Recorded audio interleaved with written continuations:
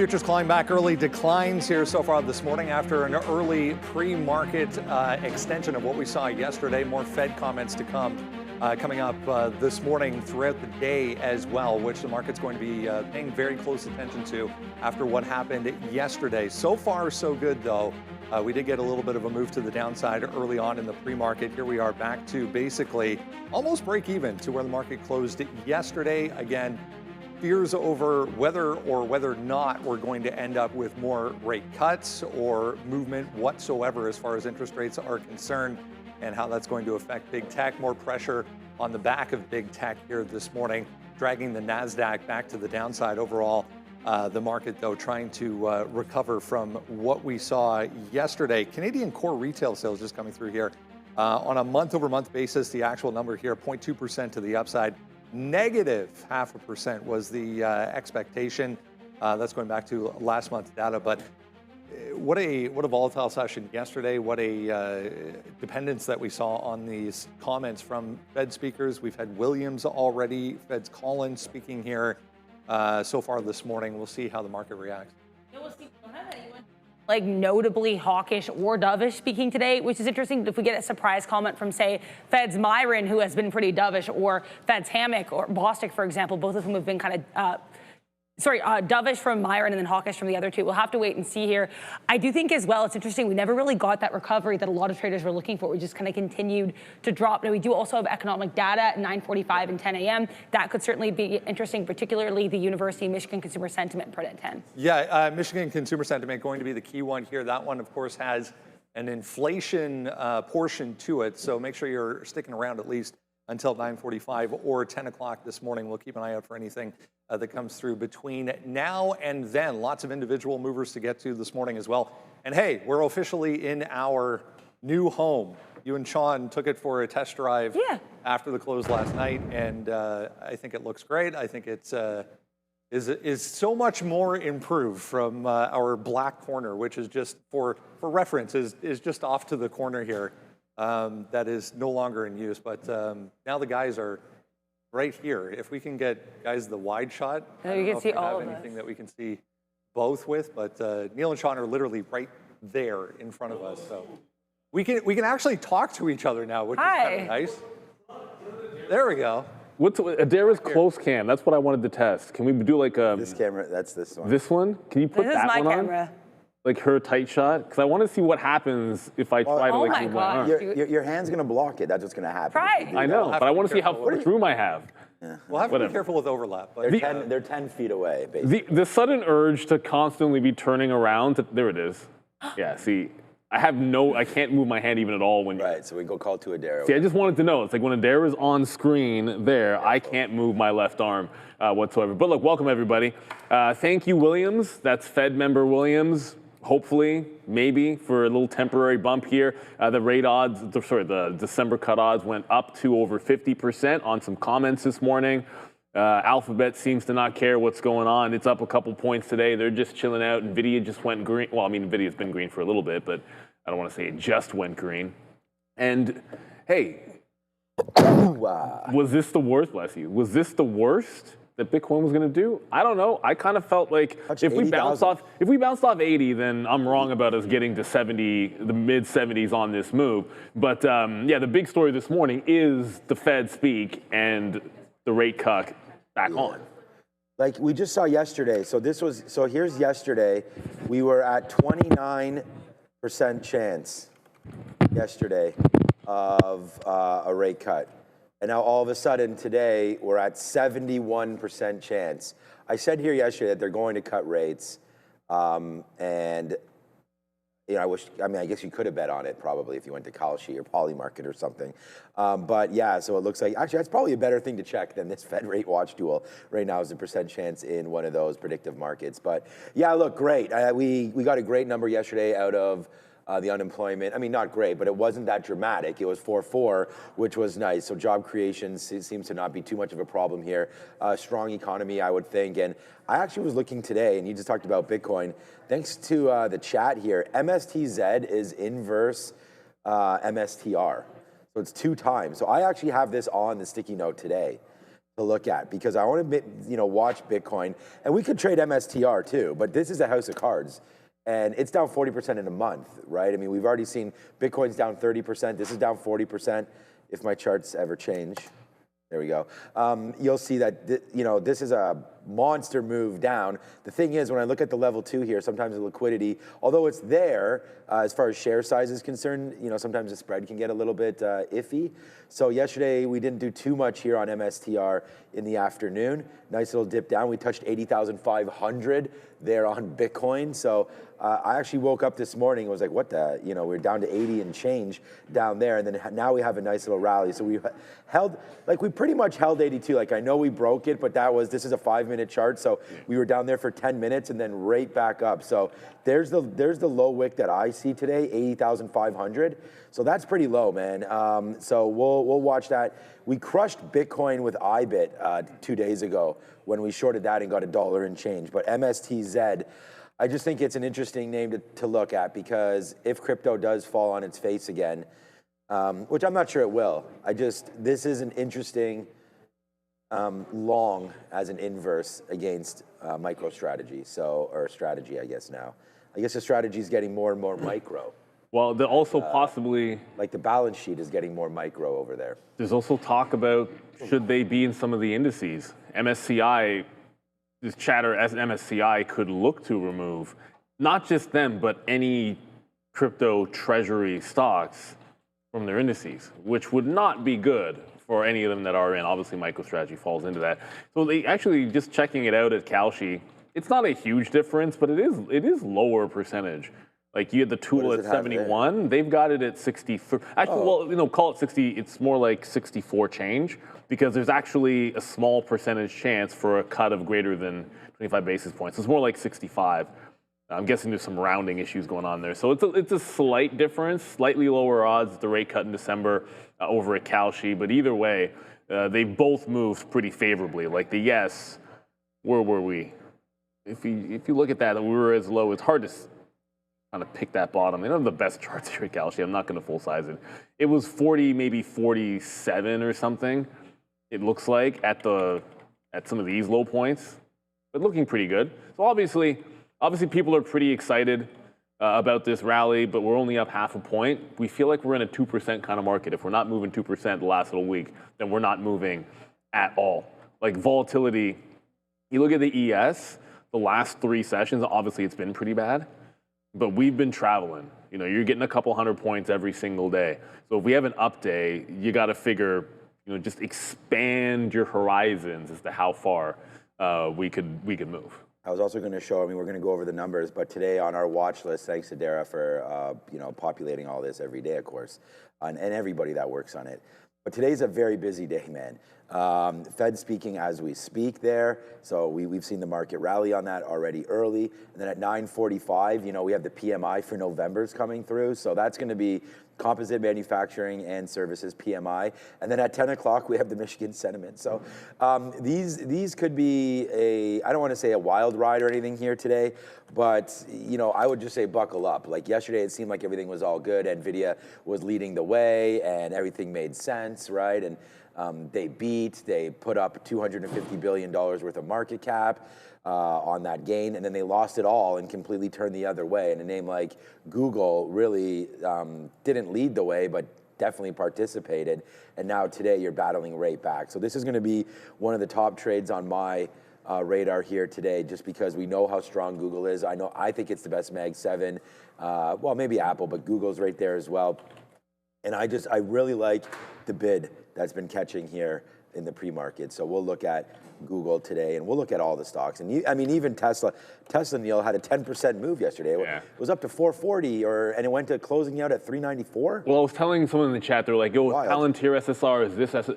There's a lot of stocks that you might think would be short sell restricted today because of a 10% down move. But you have to remember, we gapped up because of Nvidia earnings on almost everything. Yeah. So because almost everything gapped up, there are very few stocks that are SSR today. I think SNDK. I know one. SNDK's one. Yeah, I was just calling up SNDK. Micron. I think Micron hit 10% yesterday. Did Robinhood go down 10%? Robinhood, that's another one. But there's a bunch of other stocks that moved more than 10%. You know, yeah, SSR is Robinhood. You know, Robinhood could bounce today, especially if you get the crypto wash up a little bit. So look out for. I should have actually maybe talked a little bit about that on our note.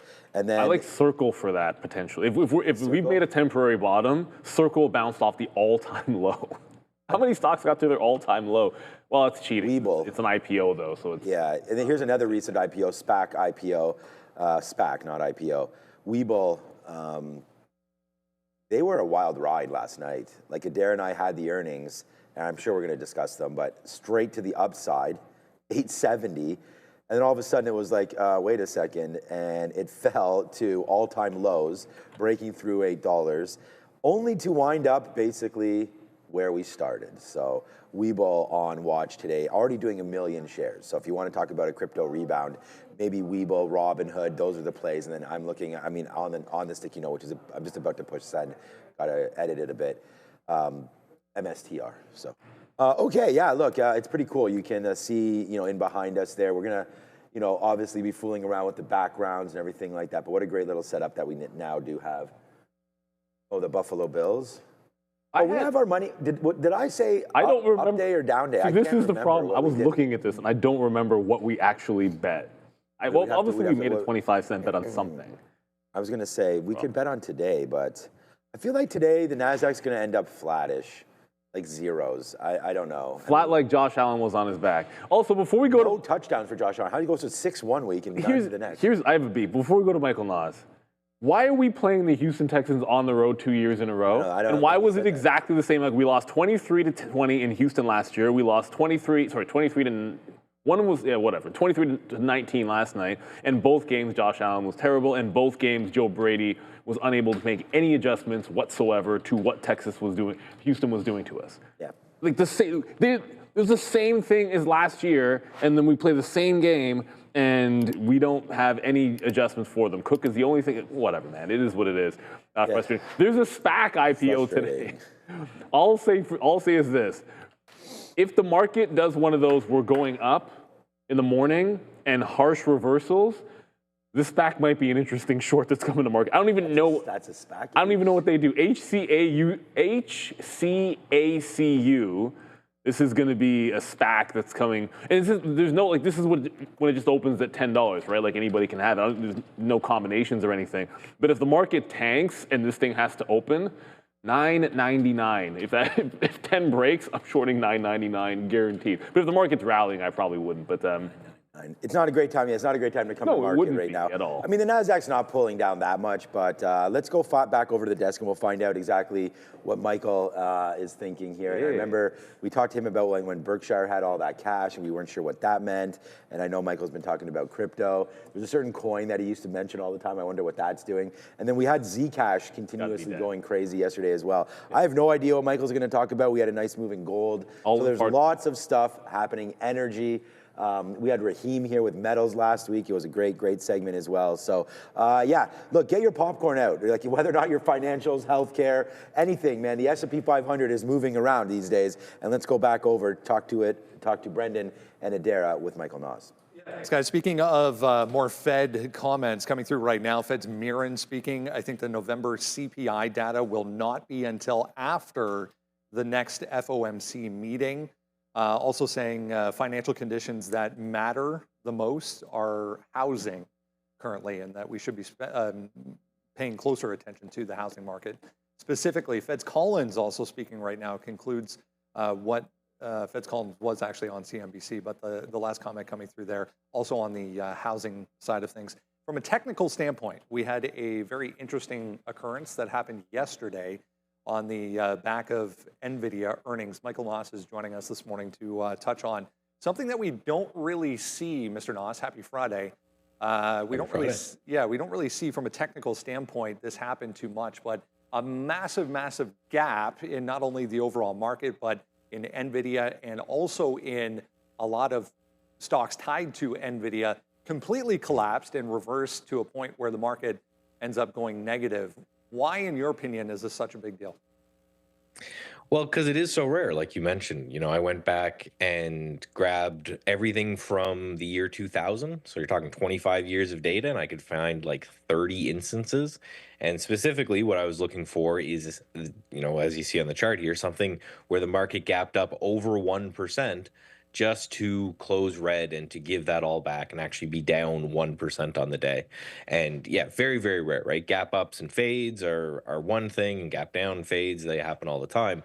But this magnitude of a move was super interesting. So as the quant, and as I do, I wanted to go back and say, okay, well, what does this generally mean for the market if we zoom out for a period of time, and what would happen if you shorted these, and what would happen if you bought these, just to see is this something that is that impactful, or is it just a one-day blip and the market kind of goes back to as it normally does. So this next chart just takes a little bit of explanation, but essentially what I'm doing is I'm looking at the percentage chance that you're up from this candle, and each of these bars is a day out. So as we get further to the right there, that's going to be 100 days out.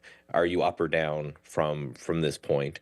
And so that purple line is 50-50, right? So if you're below that line, it means, right, the probability is that we're down the next couple of days, and then above that, then it's back above that particular price. So for this case, it seems like if you look at the far left of the screen, that's going to what happens in the next, say, 2 weeks or so, 5 to 10 trading days. It seems like 50-50 chance we're higher, but actually a little bit worse, especially today. And it's interesting to see that we're gapping up. There's like a 30 some odd % chance that doesn't make for a couple day continuation move. After that, if you go out about 2 weeks, it seems like this is just kind of normal price action. However, I actually zoomed into some of these just so that we could take a look at what the chart actually looks like. So the first one here, and a lot of these, you generally don't see these in bull markets, which I think is the interesting part of here, right? So this one is 2002, so obviously a long time. And yes, anytime you see the little buy and sell tag, that's just how I'm using the back tester to say, right, you're buying on that day, and what happens if you're selling kind of the next day there. But you can see there was more downside. We were near a low, we were at a low. This was, again, the 2000 tech bubble bear market when you saw this big gap up and reversal, and that led to a little bit of a move lower. The next one here happened in 2008, and it pretty much was the low, right? We came back to retest it, but it's the same thing. We had a gap up over yesterday's close, and then sold off pretty dramatically and to close lower. The next day, we were lower again, which we're not seeing right now, but it was around the bottom. And there's a takeaway from all this as well. So this is the next one's the same kind of idea, where this happened in 2015. If a lot of people forget that we had crashes 2015 around there. I think this was an interest rate thing, but yeah, that happened right at a low, and we continued higher again. And then this last one's kind of interesting because this happened in 2021 when we were in a bull market, and you can see that actually ended up rallying right to the end of the chart there. So generally speaking, there wasn't a whole lot of downside after these occurred. They felt, which makes sense to me, it feels kind of like a washout experience where you have that last bit of sentiment just kind of gets completely cleared out. But again, for the next couple of weeks, it always seems like it creates a little bit of diciness. And it makes sense. If you were very bullish yesterday going into Nvidia beating earnings and everything looked strong and everything looked amazing, and then you went to work and you came back and your accounts were all dramatically red, that could create some short-term kind of panic or short-term selling. Because even in this chart, which we were looking at, which was the most bullish of them, we did later come back to kind of retest that zone. So an increase of volatility here could mean that we do have some short-term weakness. I think it means we are in for some short-term volatility.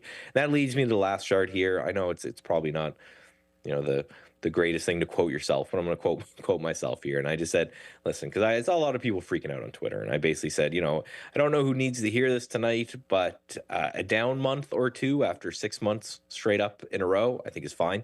So I'm not looking at this and saying, okay, we're going to crash. It's the end of the market or whatever. But in this longer term context, as we kind of creep into the end of November, we have to kind of keep this chart in mind that we went up like 6 months in a row, just solid candles. So if we're going to have an increase of volatility like we saw in those other charts, and we're not really going to move too much lower, but we're not really going to move too much higher, and we're going to chop around, in the grand scheme of things, I think it's healthy. And that leads me to the last comment I put there, which is said, if you're sweating, size down, maybe look to raise some cash. Those are the things that we can control. We can't control what happens to the market. We can just control how big we are in our trades. And if you're feeling a little bit nervous, it makes sense to raise a little bit of cash, looking at the past data where, again, it wasn't necessarily the low, but it was around a low. That makes me think that, hey, maybe we are going to chop around here for just a little bit longer. And I think that's fine. Yeah, and it's a great point. And I always say, take a second, zoom out, zoom way out, go to a monthly chart, go to a weekly chart, and get some context. Yeah, this feels dramatic. It feels volatile. We have come back in a long way. But from the grander scheme, what is your time frame? If we're talking about months and years, then this is just a blip, in the overall move to the upside. But I want to rewind here and go back to your very first chart. And just from a technical standpoint, talk a little bit about exactly what it is we're talking about here from a technical standpoint. So this is a daily chart that you have up here. Yep. We get a huge gap to the upside, and it not only retakes the gap, but we retake a couple of days worth of price action before that.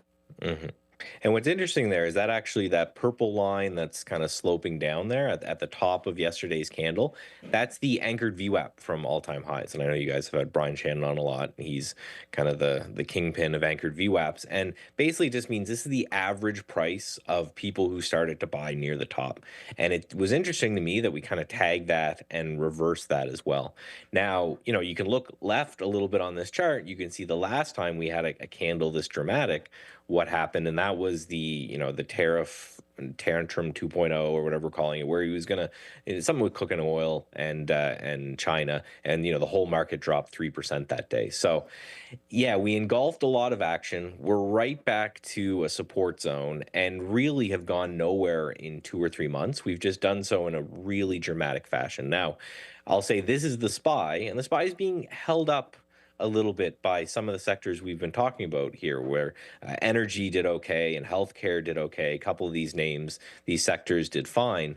But yeah, we're right back at that level in which, we had that. I remember it was a Friday sell-off, and then he said, just joking, on the weekend, and then we gapped up and kind of ran from there.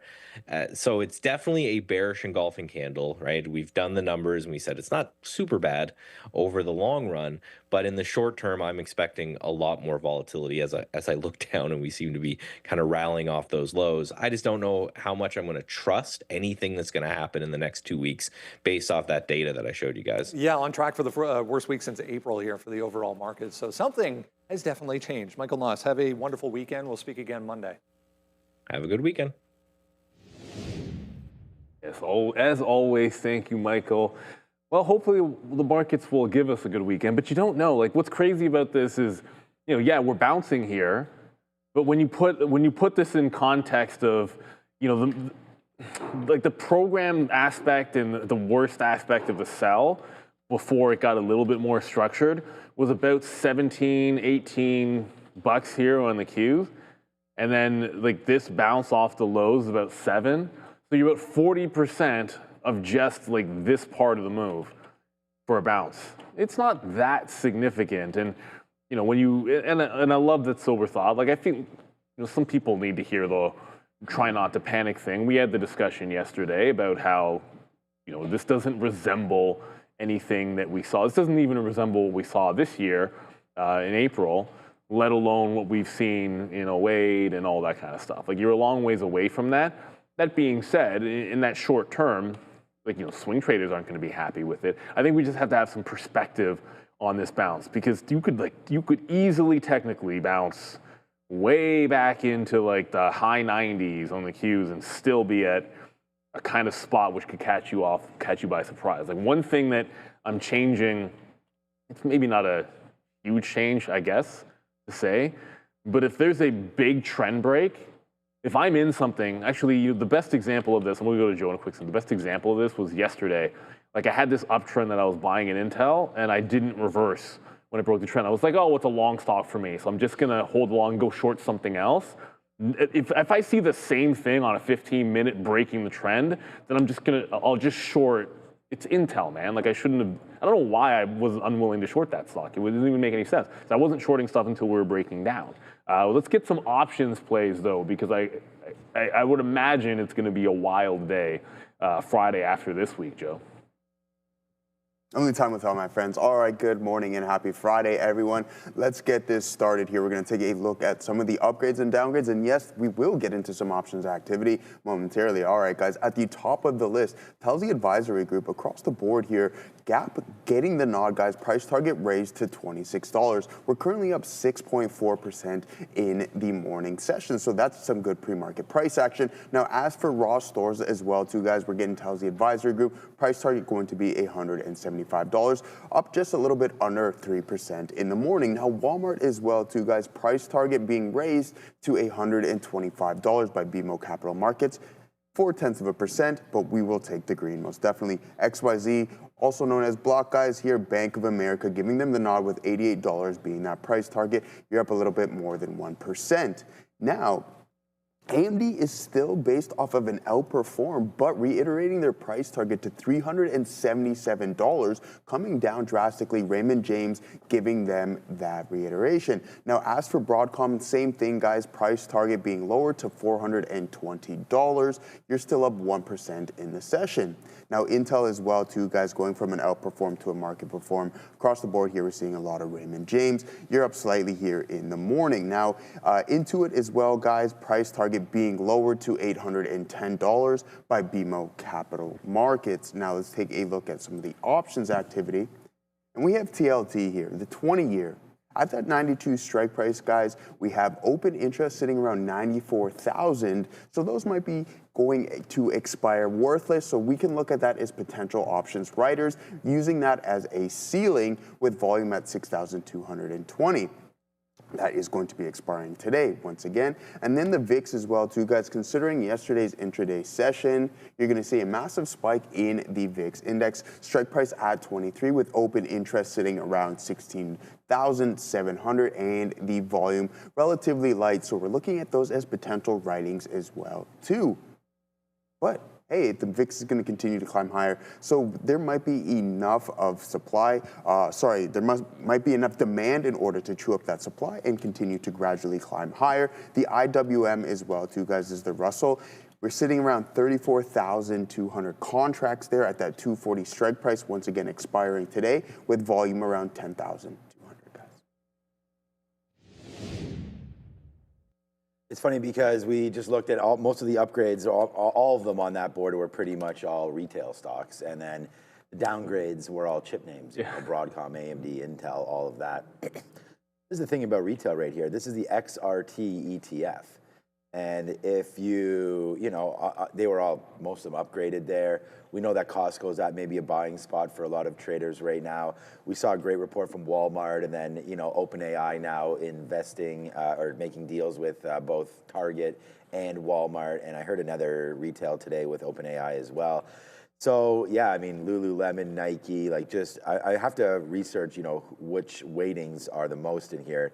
And if XRT has a lot of Amazon in it, then yeah, I can see why, especially if it's market cap weighted, why that would be a big, huge influence. But, you're at the 200 period moving average right now. I don't love retail right now, but I think that if you're going to look somewhere, that might be a good spot. And then Gap, yeah, they had earnings last night, and looks like it's getting upgraded today, right? And that's what generally has been happening.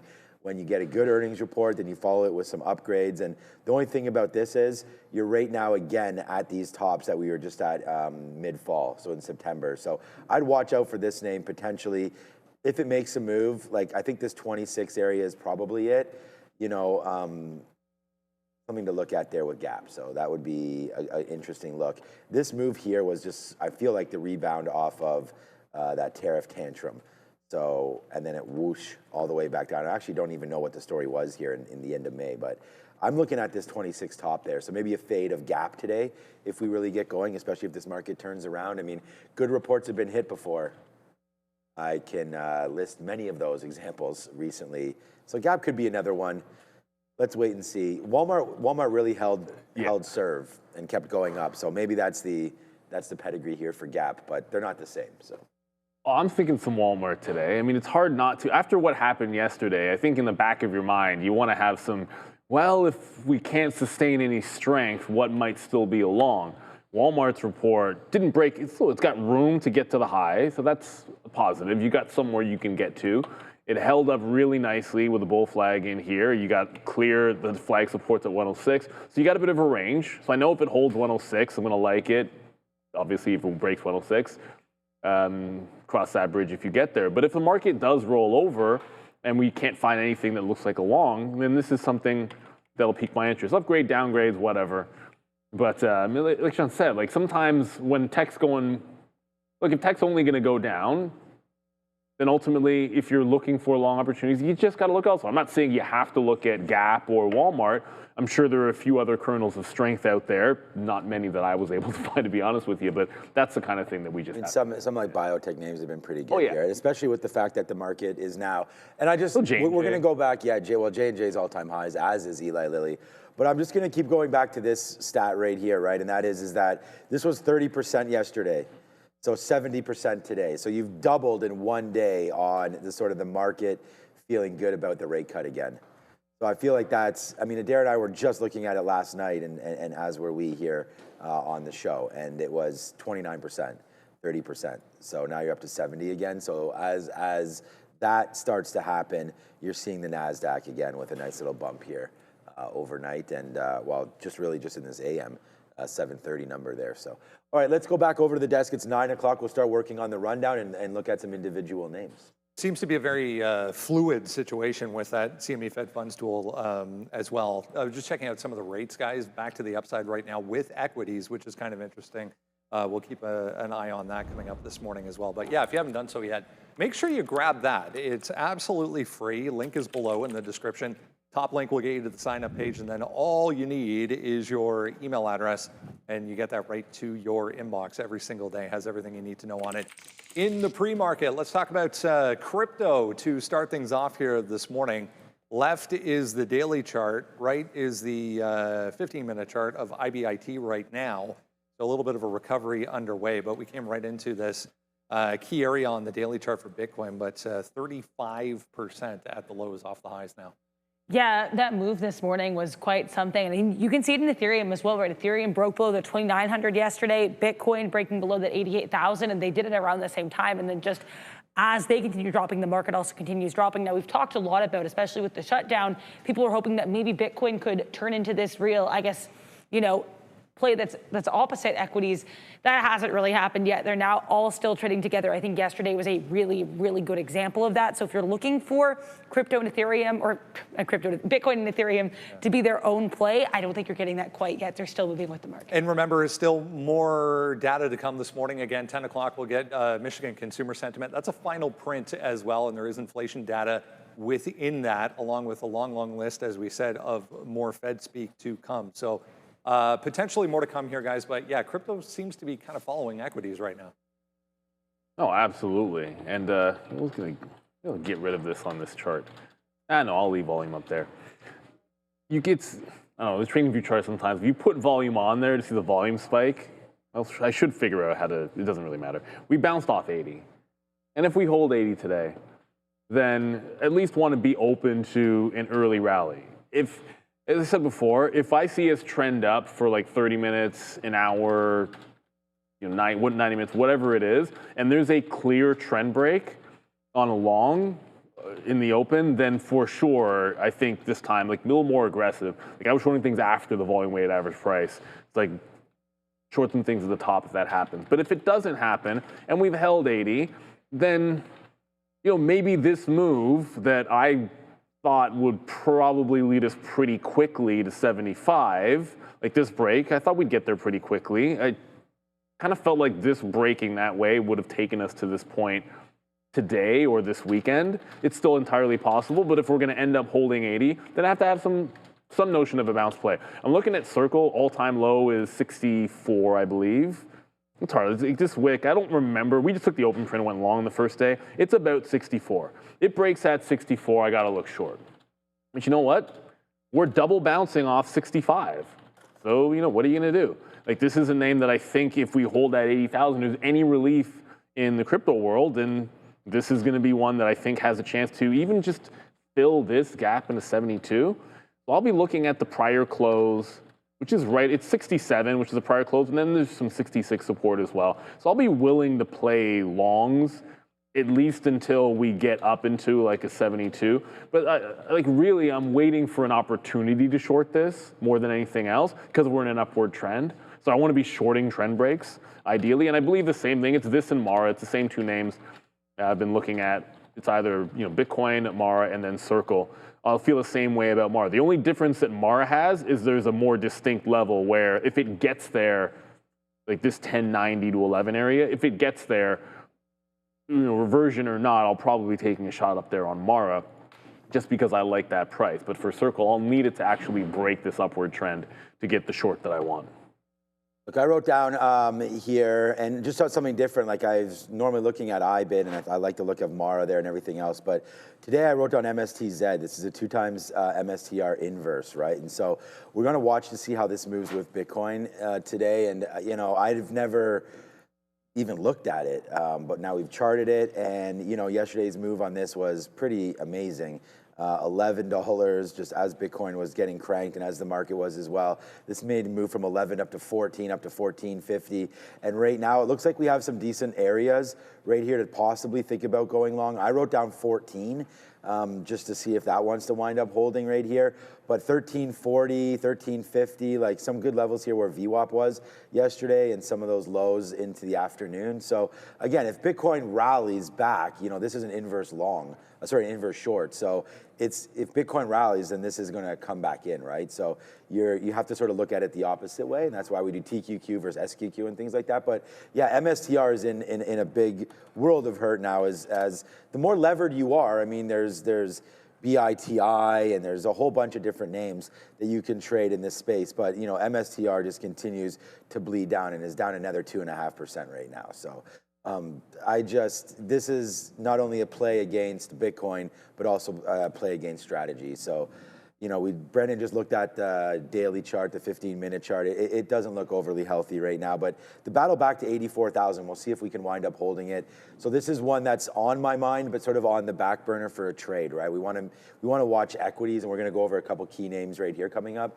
So I'm excited to look at this name today, and MSTR, MSTZ, and it's only a $14 name, as we just said. So if you have, capital issues or anything like that, this is a pretty good way to trade that move that could potentially be an unwind here of MSTR. So we'll wait. I think we said there's people talking about 74,000 or something as being a spot where we may have to get some liquidation there. But I know Saylor's gone on and said that he's never liquidating anything. So I don't know how that works as far as their corporate structure and all that kind of stuff works. Because it's the important note about MSTR is more the fact that, if they lose that index money, then what are you going to do after that? If you get kicked out of an index, like why does an index hold a company that is just a Bitcoin treasury? That's a little strange, right? Yeah. And so I think that once they lose that, that's kind of they're piling on right now onto MSTR, and that's just one of the latest sort of down swipes they're going to have to worry about.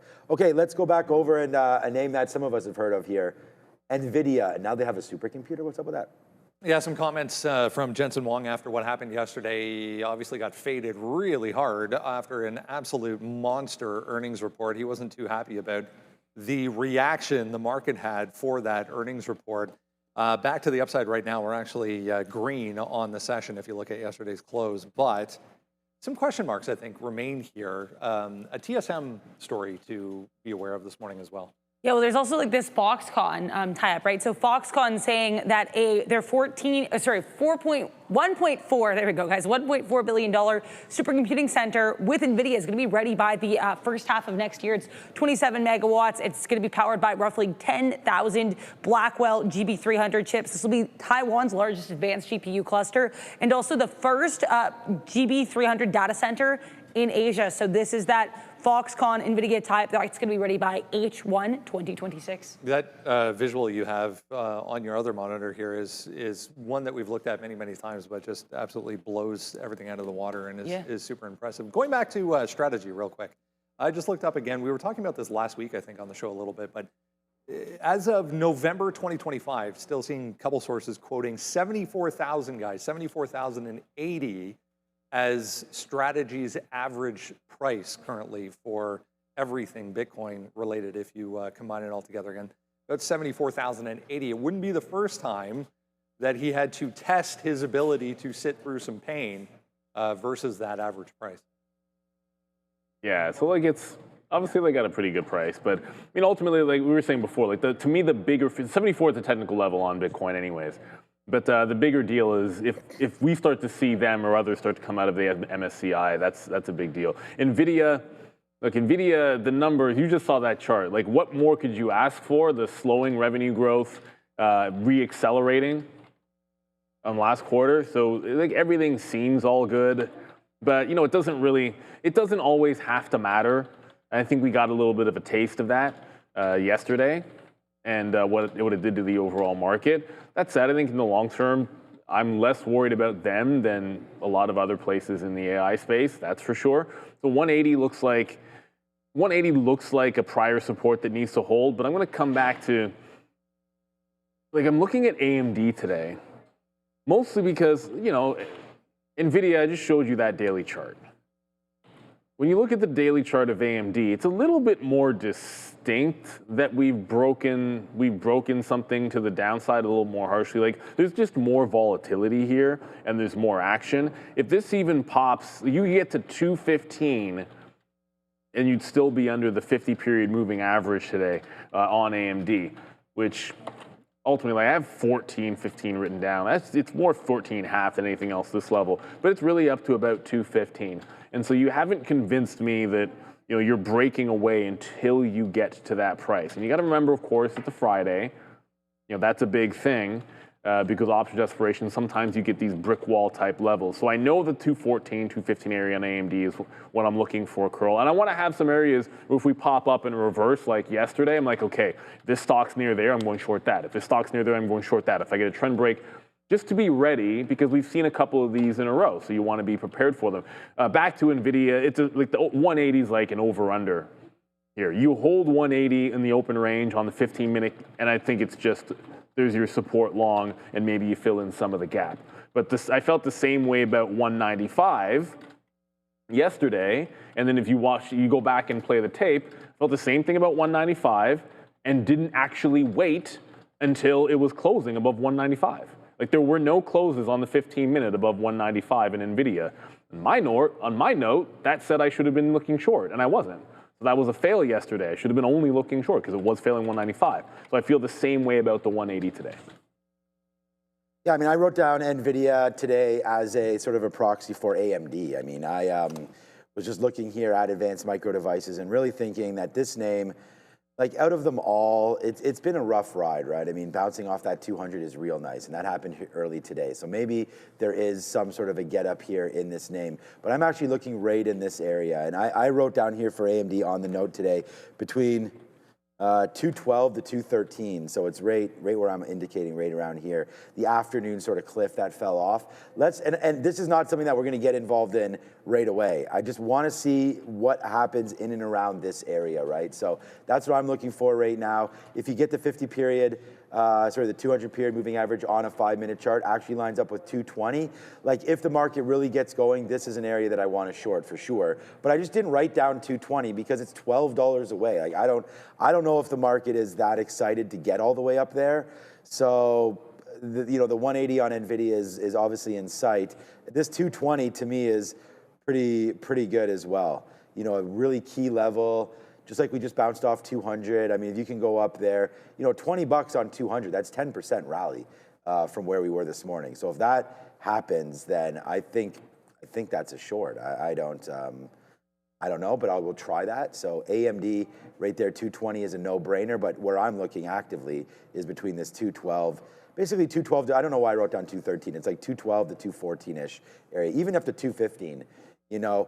And I noticed yesterday, it's like you don't need to have a bunch of shares to make a bunch of money when the market does that, but you don't have that crystal ball to know if the market is going to run $10 against you or $10 for you. So that's why the most important thing is stop orders, right? And if you can, you know, go short and stop out on this like 215 break, I think that's going to be the right decision, and then regroup up here again. We did that yesterday with Google, or a couple names where I think it was Palantir, where we were long early, and then it was like, nope, it broke 170 or whatever that level was, and then we're able to get out before it went to 155. So yeah, I think the chip names are definitely something to look at today. And a strong one has been Broadcom. So, you know, if you did want to get some strength back into the portfolio and wanted to sort of get away from the AMDs of the world, this is holding real nice as well down at 320. We'll see if that range can hold here over the next coming weeks. But yeah, Broadcom long, AMD short in this space for me. And then, yeah, keep watching Nvidia. Nvidia is worth trading today. I mean, even day two, I know we like to trade it off day three, but day two should be pretty good for Nvidia as well. All right, we were talking about the disaster that Webull has been since the IPO got to recent lows. This is a weekly chart on the left over here. Got to recent lows going back over the past couple of weeks, really. We're gaining some of that back. Well, that's the good news. We're back to 845, 850, so up here so far in the pre-market this morning, running into some resistance. But Webull earnings, I mean, could be worse, I guess. Not overly bad. No, they're not bad. I do think they maybe hurt from the fact that initially people were reporting this as an earnings miss. I initially saw it as a massive revenue miss. They actually beat on revenue, but sometimes that negative sentiment can unfortunately spiral forward. So sales were a beat, though, as I mentioned, $156.936 million, up 55% year over year and above estimates of $135.57 million. Adjusted EPS, 7 cents profit, guys, versus estimates of 2 cents of profit. So better than expected earnings, 55% year over year revenue growth. Customer assets up 84% year over year, net deposits up 31% year over year. I'm not seeing any year over year declines, guys, across this report. Yeah, and as you said, I think the market might have been a little bit confused initially as well. A little bit of, if you look at the price action, a little bit of back and forth action on the numbers after the close yesterday. Here we are again this morning, kind of back and forth again as well, but overall positive. So could be worse, I guess, here, guys, for Bull. I mean, it could always be worse. It's just, look, it's great growth, but I think when you start to look at this relative to like the valuation, it gets a little bit, it's still a little bit ridiculous. So like they need to have that big growth. It's just disappointing on a day where you do get, like, I mean, what are we talking about? Like deposits 31%, that's pretty good. You get to beat top and bottom. You've already held the $8 a couple of times. Like really, you're not rallying more than this, especially with the market bouncing. So I think that's a huge disappointment for this. I'm only kicking myself for one thing over this, is that after it broke 10, remind yourself that it's a SPAC and that that's going to be a psychological level in both directions. So on the off chance that this does happen, I don't think we get to that. On the off chance we do get to $10, I think that would be an obvious short. It's just, I don't think the juice is in there today. And if it's got no juice, 8's like the only level to play off of right now. Triple bottom at $8. If we're not, you know, I can't. You come in thinking maybe that we would have been breaking this out and looking $8.80, $9 breakouts, but there's not a lot of volume. Doesn't seem like it wants to go. So I guess if I even trade it at all, it's more like waiting for 8 for possible defend. Yeah, I mean, I think we saw the same sort of negativity hitting Webull, as Robinhood, as SoFi, as some of these just names that really, if you look at Robinhood's report, it was very, very crypto heavy. They have very little trading in actual equity. I mean, you guys trade with it. I mean, you guys know it's a pretty good app. I know they've been down a couple minutes today and apparently yesterday as well. But if crypto is going to lose a little bit of steam here, so is Robinhood, because people in Robinhood are trading crypto, and same as Webull. So if their accounts are now down 40% or whatever, it's tough to put more money in. And when things are going well, there tends to be more trading. Volatility for guys like us, obviously here is great, but I'm not sure it's too great for the company to only move one way in a major asset class that they are famous for, and that's what people are using these all-for-one shopping sort of apps for, right, in the financials and the fintech space. But yeah, as soon as you broke 10 there, that name was a problem. I would just say this. We saw Robinhood underneath 10 for the longest time. I think we looked at it 8-9 months, even more than that. And then it ripped up to 150 on better news and better feelings. And then, of course, the move up in crypto. So I think Webull can withstand sort of this move. And I just to Neil's point about the SPAC there, like if it breaks back above 10, maybe that's when you go back into it. Because right now we don't really know where the bottom is. That was a good quarter, as Adair reported, 7 cents versus 2 and 156 versus 135. So they beat on both sides. So if you like the stock and you're not in it right now, I don't think there's anything wrong with getting involved. I mean, it's been a pretty bad week in the market here, and we do have a good hold of $8 on the daily chart. So for a trade today, I'd rather be long than short Webull, but I'm just not convinced of direction on the market yet, which makes me a little nervous, and let alone my opinion on Bitcoin versus these apps. So that's why I do prefer SoFi, just because they do have their banking charter and offer loans, more traditional bank rather than just. But this was just as bad as Robinhood yesterday. Yeah. So yeah, just trying to get as much sort of powder maybe as possible. Sell the names that aren't working and wait for the names that you believe will, and then get your money back into there. So I'm even just debating getting out of some crypto if we have a really good weekend and we can get back up to 90,000. Just take what money we have in there, maybe half out or something, and then wait to put it back into something that I really do think can work. And one of those names would be SoFi. So. Okay, let's go back. What's up, Mike Peter Ryder? This guy's all over the chat. Thank you for joining us one more time. Make sure you do hit the like and subscribe to get involved with our chat. It's absolutely fantastic. Sign up for the free watch list that we're going through right now. Very important. And get ready to start asking us questions and all that once the market opens. We'll take questions on specific stocks that you guys want. But right now it's a curated list that you can grab. Yes. And we're trading with real trading. So scan that QR code on your screen right now to join us. Use the same software we're using. And get involved with real trading. All right, let's go back over now and talk about another name in the retail space here. We haven't touched retail yet on this rundown, but Gap's interesting following Walmart yesterday. Gapping higher. Yeah, back to retail land here with just under 10 minutes to go before we get to the Friday open here. Gap shares back to the upside. It's not all bad this morning. Better than expected results. Actually, very, very positive comments in this earnings call as well. Yeah, I mean, this was like a double beat we should talk about here. $3.91 billion here for revenue. As you can see here, these are the estimates going into the report. They actually reported revenue here of $3.942 billion. That was actually up year over year. Last quarter, we were flat year over year for revenue, so that's nice. We also had an EPS beat, 62 cents versus 58.59 expected. So certainly a lot better than last report where we did have those inline sales and a very narrow EPS beat. Now, they also raised their guidance, Brendan, for fiscal 25. They're now seeing sales between $15.357 billion and $15.4 billion versus estimates of $15.324 billion. They are now beating sales guide here for the year. And they also mentioned their ad with Cat's Eye, which is like a girl pop group, as really driving a lot of their comparable sales. So interesting look there. I guess they had a Sydney Sweeney moment and it paid off. Yeah, good for them. They've also been investing, I noticed, into their actual retail stores. The one on Queen Street here in Toronto, recent facelift, looks great. So putting some effort back into making the actual shopping experience a little bit better, guys. So Gap, not a lot of volume here this morning, but thoughts on this one?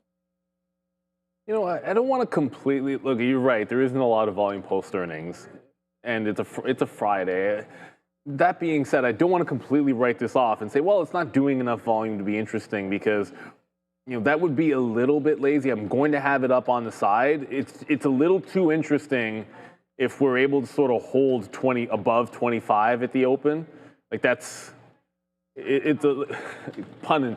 What, the pun's the pun. It's a pretty large gap that this has from that June dump, if it can hold on at 25 and start to fill in some of this. I know it's up 8%. It's asking a lot in this market for a stock up 8% to put in another move after what we saw yesterday. But I mean, Walmart had strength. I already told you, Walmart got to be on watch today. That, that 106 level, if we can hold that, I think that's a great spot to look, especially if the market turns weak again. But you can throw Gap sort of into the mix. But the problem with that volume is I'm not touching this until it opens up.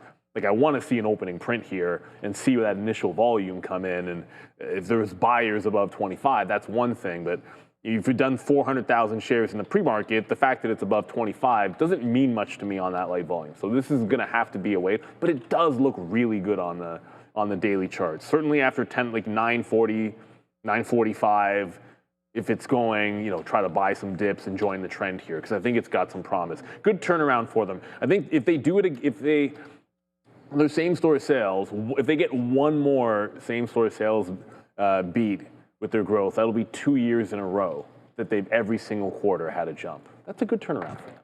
And I was going to I don't know if I'll trade Gap today or not, probably not, but this XRT is it's at the 200 period moving average. So I brought this up about an hour ago, or not an hour ago, but 40 minutes ago or so. And it looked interesting to me then, and I think it still does now. I mean, you're at the 200 period. Sometimes you don't get ETFs, in spaces that you like. You want to dip buy and you want to take advantage of some of these moves. So this was just $90 not too long ago. Obviously, we've seen some down rides in some retail names, but I think this is an interesting area to look, get some exposure to all of the names. And sometimes single stock risk in situations like this are risky, right? I mean, we saw yesterday just an absolute wipeout in many names, and the ETF, although obviously gets hit as well when that happens, sometimes you don't suffer, the single stock risk. And that's the whole point of ETFs, is to get diversified in a space that maybe you like. So Costco, again, just the same kind of a name down here near some lows, right? We talk about names being at tariff lows, and this is one of them. I don't know exactly what's wrong with Costco right now. I mean, I think they had an increase in membership and all that last year, and they have that guaranteed revenue source of their membership. So I don't know. It's an interesting day here for Costco. We'll see if they can have a better quarter, especially going back to school, and then what we're talking about with Christmas just around the corner as well. Tesla's we don't have Tesla on the rundown here, but that's at $400. And it's always number one on the visualizer. Yeah, as you can see. Let's go. There is some talk here between Joby and Archer Innovation here. We'll see what these eVTOLs and whatnot are all about. Their CEO should just settle it in the octagon. Yeah, or in the Coliseum there. Ooh, I like that too. Yeah, why not? Let's talk some electric helicopters here. They're both back to the upside right now, but started off pretty negative so far this morning. A lawsuit between the two here, JOBY and ACHR. I was flipping back and forth between these two charts. They're basically identical. Yeah, you can put them over that. top of each other, and they trade exactly the same almost. Well, I mean, they're in the same very specific niche, right? And so kind of makes sense. And that's also maybe part of the problem here. So this lawsuit involves the man on my screen. His name is George Kevork. Now, George Kevork, at first here, worked for Joby. He was actually their U.S. state and local policy lead. Basically, Joby's alleging that while he was there in July, right before he left at Archer, he downloaded a whole bunch of files. Then, apparently in August, so this would have been like, a month after he left for Archer, then we had a client formerly of Joby's calling them and saying, hey, Archer's approached us with a better deal. So Joby's alleging because of that George Kevork and Archer were in some kind of conspiracy to take their business. They are calling it corporate espionage, and Archer is calling it completely without merit, saying that the complaint is regarding a non-technical employee who recently joined Archer, and said that it's not even a specific suit, that lacks the specificity for this to even, I guess, go to court. So interesting case here. Not a lot of details, though, beyond they think that because this guy works at Archer, he stole secrets, basically. It's so strange, yeah. It's bizarre. If you zoom out here, we're right back to this, I guess it was beginning of September low on the initial pullback after that huge move that both of these had. So key levels here, guys, for both. Yeah, I'd say Joby's holding up better than Archer on the chart, which, I think just maybe a little more volatility potentially in Archer because of that. So the April low, we have like 2 minutes to go here. That's plenty of time, actually. Yeah. Down to $6 if you look at the April low, just a little bit under that. Maybe you look for a bounce, but this $8 level, if there's any pullback, I think it's such a, it goes prior support into resistance. This is a mess. There's been a couple of up days since we've been falling back down, but those have been chances to fade this. So I think this feels like one that you're shorting on pops until proven otherwise. And Joby holding up just a little bit better. The locator doesn't have much for a Friday. Oddly enough, TQs are in there for a buy of 600,000. Don't see that very often. SOXS, 370,000 sell. IBIT, 300,000 buy. There's really nothing on the locator, so imbalances aren't going to be a factor at the open. But it is a Friday, so we do expect, as usual, a little volatility. I'm willing to be a little bit more patient, especially after a day like yesterday. Like, all of the best opportunities literally came when the opening trend broke.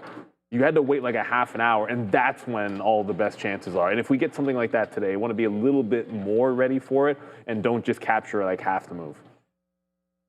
Yeah, no, for sure. I'm looking at some of these names already, and you just went over the imbalances. Like, there was just a 50 cent or $1 spread here on Apple. Like, Apple just went down to 164 and then stopped again. So it's a level that I'm looking at for some potential strength. But the market right now, you know, here's a high, there's a lower high, there's another lower high. So I don't know, man. The trend right now early, to me, I'm getting a little feeling of a potential sell-off here early.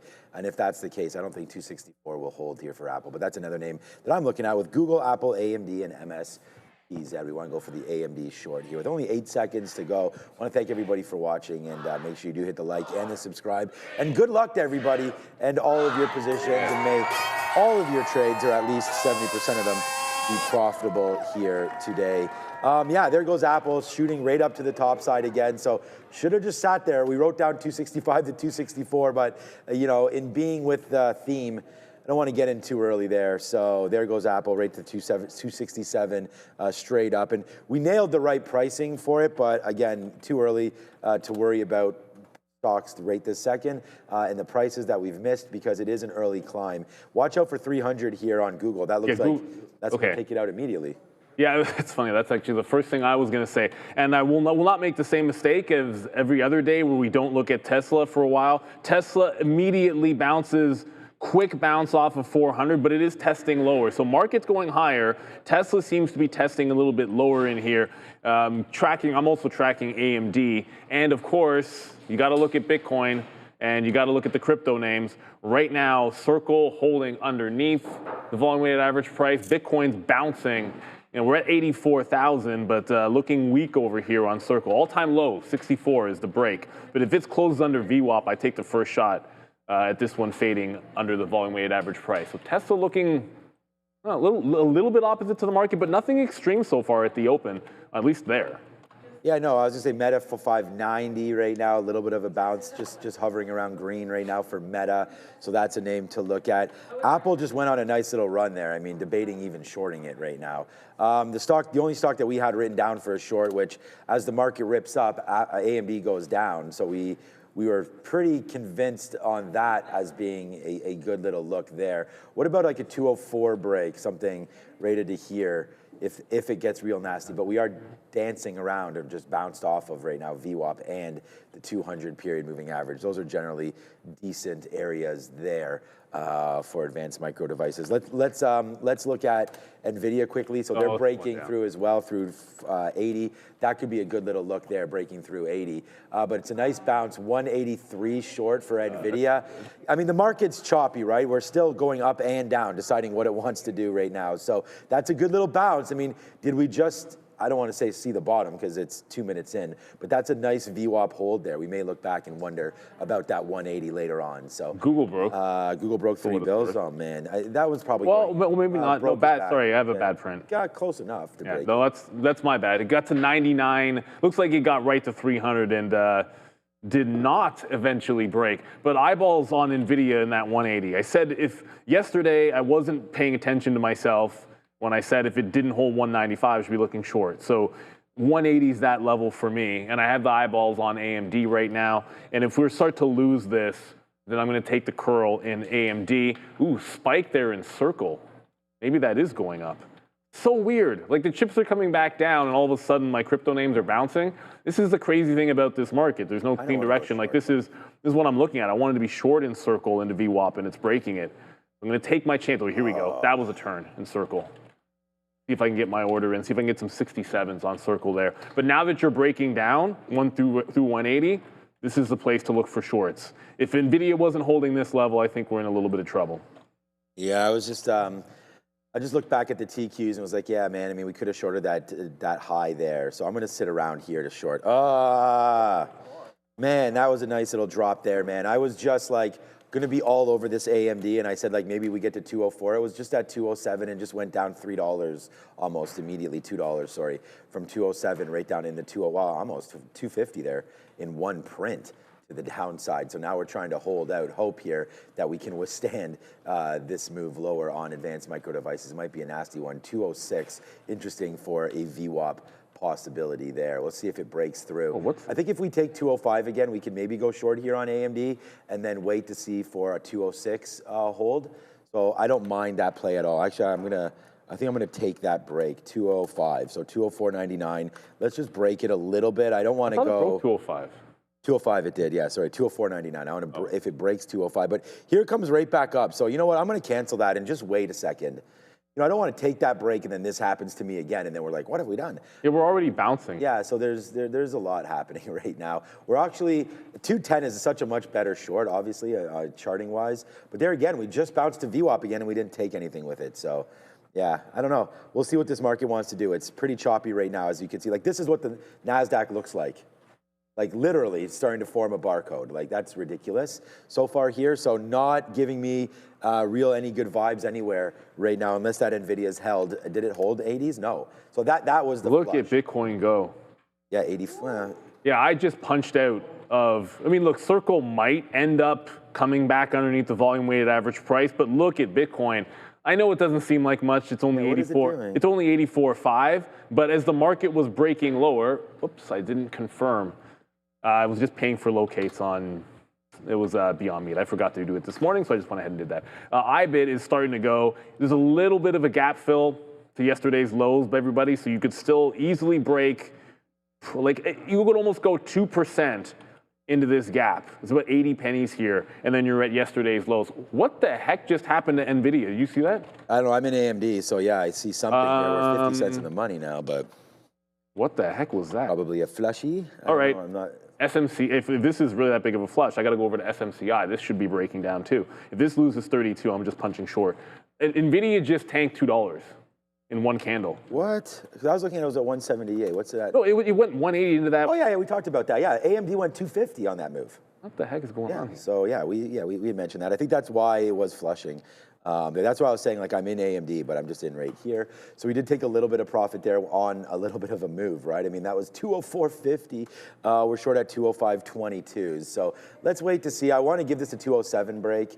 Right there, if it breaks 207 back to the upside, we can get out. So we want to average back into that. We want to average into this trade again, if we're able to. So here it comes back, if we're able to. I don't know, 206. We could take something. Let's take a little bit higher than that. That 200 period moving average is right around here, so we can start to get in a little bit more here now, and then look at like 206.50 or so as a possibility to get a little bit more shares. And then, hey, if we wind up losing, we can lose early. It's okay. Google's going to break this time. Google's going to go upside. Okay, so we can go look at that, but I'm going to get a little bit more short here around 206.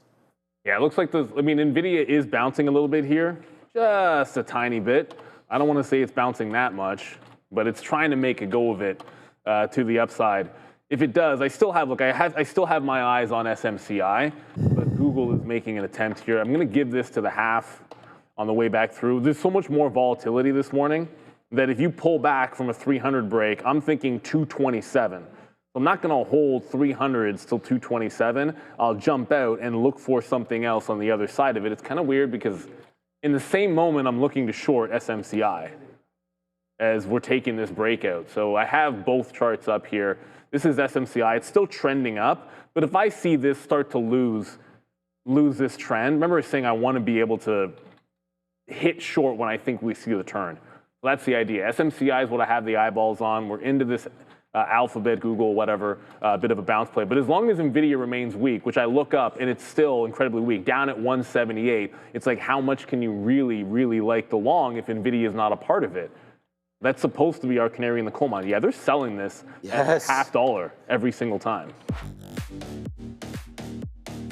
The only short that we have on the board today is AMD, and oh boy, Obi, we're now $2 in the money on this short right now. So Neil, take the long on Google and the short on SMCI, a little diversification. And then here goes AMD, as we just put all of our eggs in one basket today. And it's been a good basket, that's for sure, as there it goes, man. Like we did, we're doing it again here today, but who knows for how long wow. Okay, maybe we get a 200 break. This is starting to turn out to be, again, a pretty good opportunity to trade here today. I mean, this is the only short that I had written down there, AMD short. We actually wanted to wait for 293 on Google, 264 on Apple, but there goes wow, Neil, AMD now $2.50 now in the money as we continue to go downside. There it is, man, 2 times our goal right there on one trade today. It's good because we actually started to use a little bit more shares. We have half left right now of this trade. So let's see how low AMD can go as the future is trying to crack even lower right now at a breaking point, right? I mean, if we don't hold this, we'll see what happens at VWAP, but a nice move downside. Let's just take out another piece here at 30s there on AMD. So 1 for 1 there so far here today. So good trading on the short side for advanced micro devices. Yeah, great look, and got right out of it. That's why you use a tight stop. There were no buyers above that 300. They held that 50-cent level pretty closely. I said I was shorting SMCI on a curl. Just wanted to see this trend break. It wicked the high, got in the way back in. 31.5 is the absolute low, but I got bids under 32, 31.8, and then we'll look to the low of the day here. As we are getting a bit of a turn, that's a couple of wicks of the high of the day, and the same thing happening in Bitcoin. So Bitcoin, I'm looking at IBIT, you guys know what I mean. Bitcoin doing exactly the same thing. It's not a trend because it's only a couple of bars, but you are getting this curl off the high. And as far as I'm concerned, if you're trying to fill in that gap, you're not doing a very good job of it, IBIT or Bitcoin. That's 85,000, which looks like it's failing, at least right now. 84.9 is where we're at, so it's effectively 85. So I can tight stop that one here at the 85 level. And if we roll the VWAP, that's a huge move into the volume weighted average price if we get it. So risk to reward, I like it. I can risk 15 pennies and you're looking for a 70 to 80 cent move. But SMCI, we're going to continue to add. If Nvidia comes back up, I think you got to look at Google again. That's the only name I want long. So if Nvidia breaks through 180, then I go back to this name for a long trade specifically. Like Google is a stock that I like long, and we're approaching that 180 as we speak. So again, just got to be patient with it. If it's a 300 break a second time, and then that's what it is. All right, yeah, we'll look at Google if it does come back into some of those levels as well that we like. We are, not there yet. Okay, so AMD, again, using levels, we got to use some kind of levels. Like that 203 was good. So a lot of clips emptied out right there. It does break back above. Remember, we have PMI coming out pretty soon. Yes. We have lots of action, and I'll just speak. Yeah, call it up for you right now. We have, excuse me, I'm going to sneeze soon. Bless you. Okay, there it is right there. Fed's Collins is already speaking. So we have S&P composite PMI for November, manufacturing services as well, PMI numbers. So that's going to be an inflation sort of look there as here we come, right back up for AMD. By the way, that Google's probably going back through now. No, not yet. Okay, so that'd be something to watch out for. And then University of Michigan consumer sentiment. So we are a little bit nervous about the consumer. Then we get some PMI looks there. So an inflation read and then a consumer health read coming right now. So pay attention to that, traders. All right, so I have AMD on all 4 of my charts right here. All right, let's go to MSTZ. We wanted to look to see what was going on with MSTR. MSTZ, there it comes right in. It's hit that 14, as Neil had mentioned before. Bitcoin's on a nice little run up. Keep going up so I can sell it.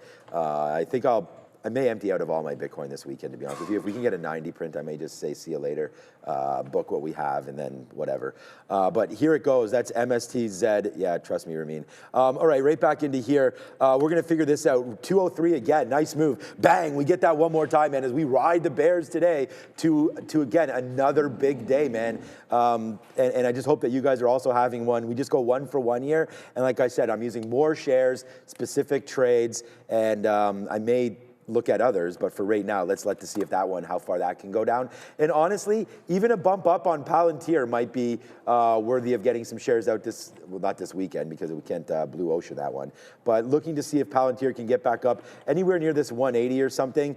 You could sell calls. Yeah, that's true. Yeah, I could do that too. But I just meant over the weekend as opposed to Bitcoin. Like Bitcoin's going to have the Joey was preaching that to a lot of people that were talking about the same thing.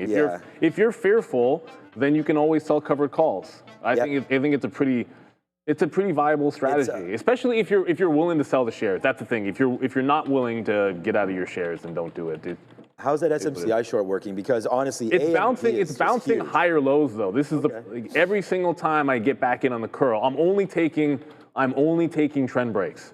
When it goes up, breaks trend comes down, I'm shorting it on the way back down, because that was effectively, it wasn't this stock, it was more like Intel. If I showed you an Intel chart, that's what Intel did yesterday. An SMCI well underneath the only resistance in the afternoon at 33.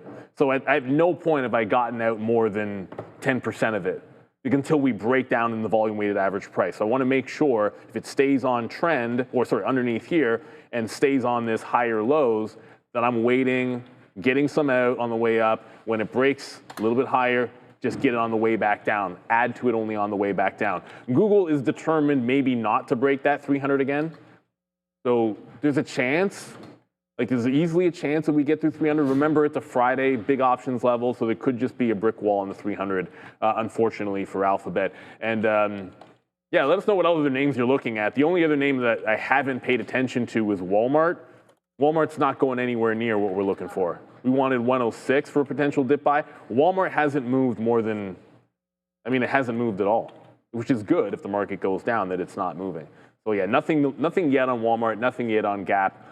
Sand Viper saying Oracle not looking. We have numbers. Oh, yeah, numbers at 9:45. Let's go to Adair. Are we? Andre? No?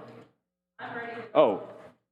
Oh, my bad. No, so here we go. PMI numbers are now out. PMI, so 51 first two. So we have them all right now. Like I said, I thought we were going to go into Adara, but she'll have them in a second, I guess. PMI rate here, 51.9 versus 52. What's up, Adara? And the market's tanking right now. Go AMD, go.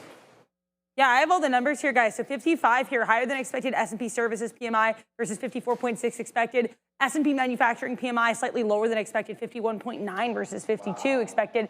And higher than expected S&P Composite PMI, 54.8 versus 54.5 expected. So Composite and Services higher than expected. S&P Manufacturing just barely lower than expected, guys. Let's take a look at what the market's doing. It is dropping a little bit lower, though Nasdaq still currently holding its low of the day for now, as we send you back to Neil and Sean.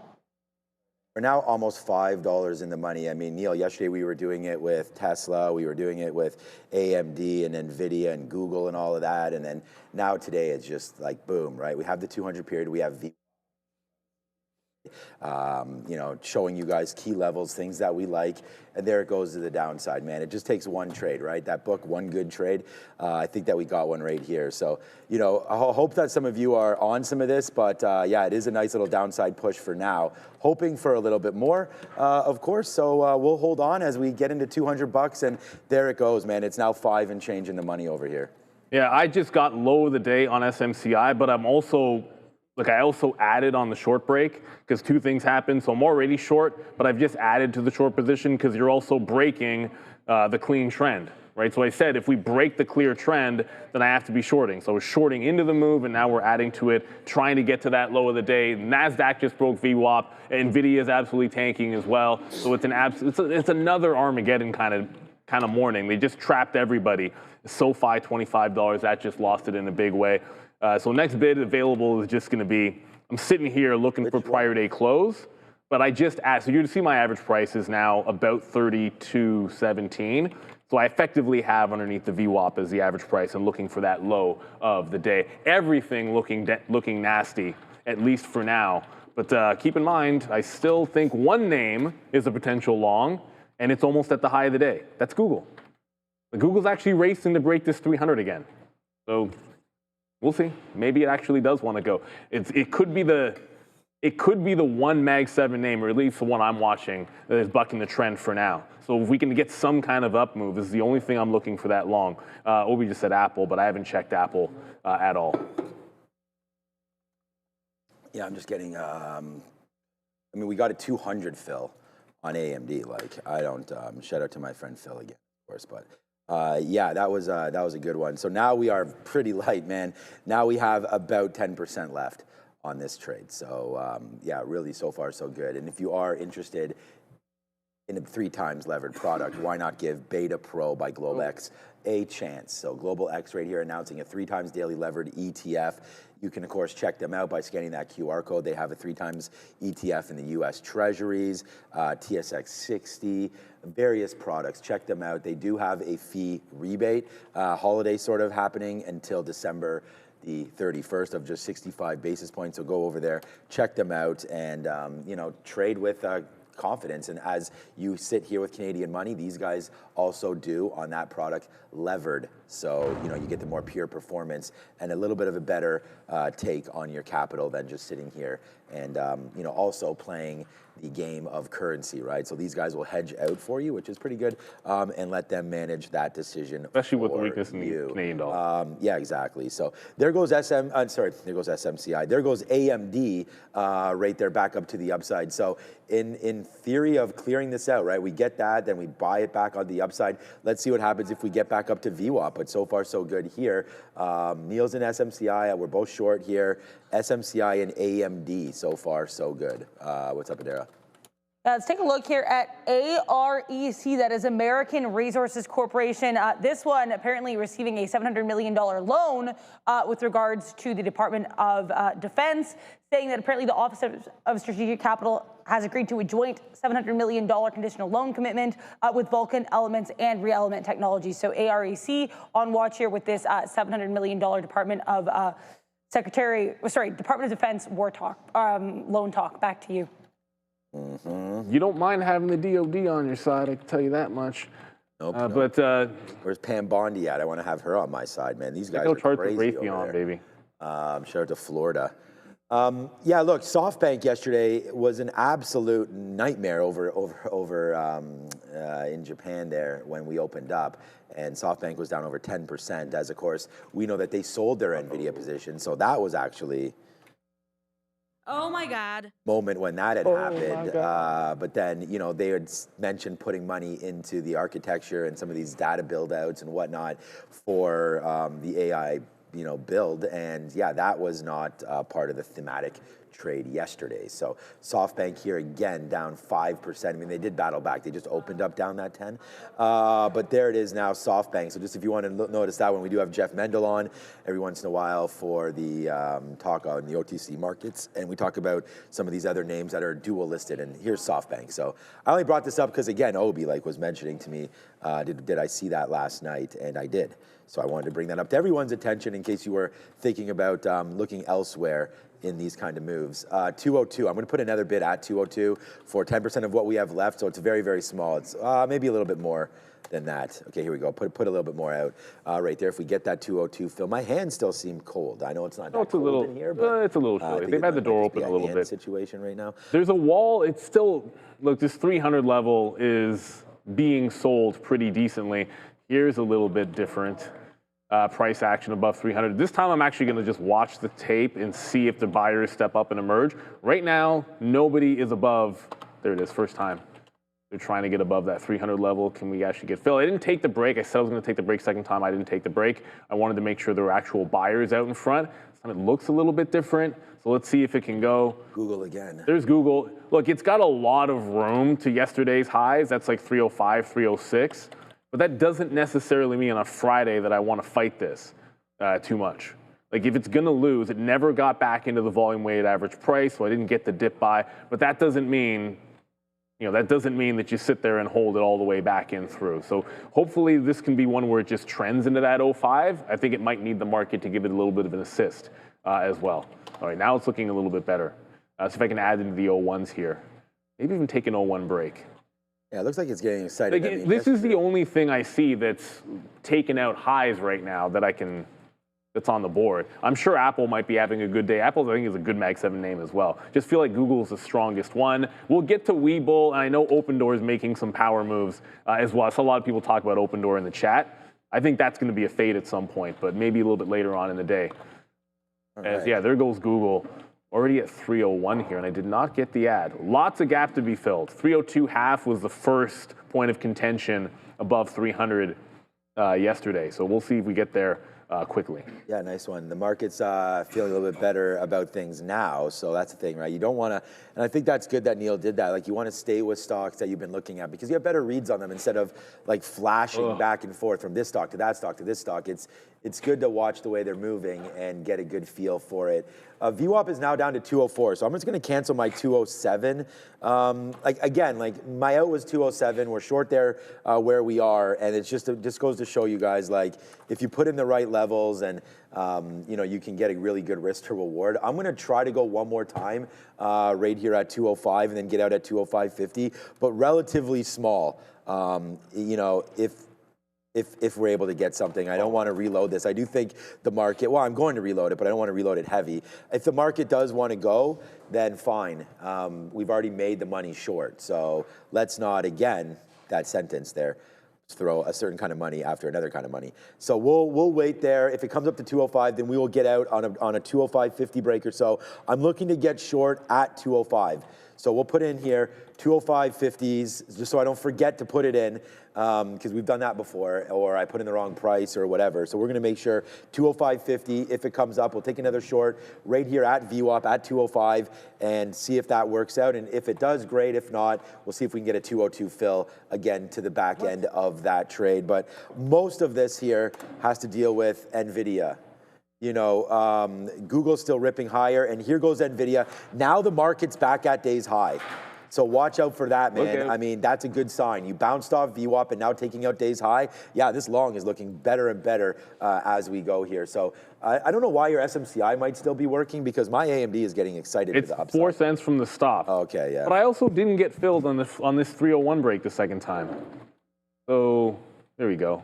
I just left the order back in. That's a weird one, man. I'm telling you, there's enough liquidity here for that to always fill on a break like that. It's the 01s, man. You should always get 01s.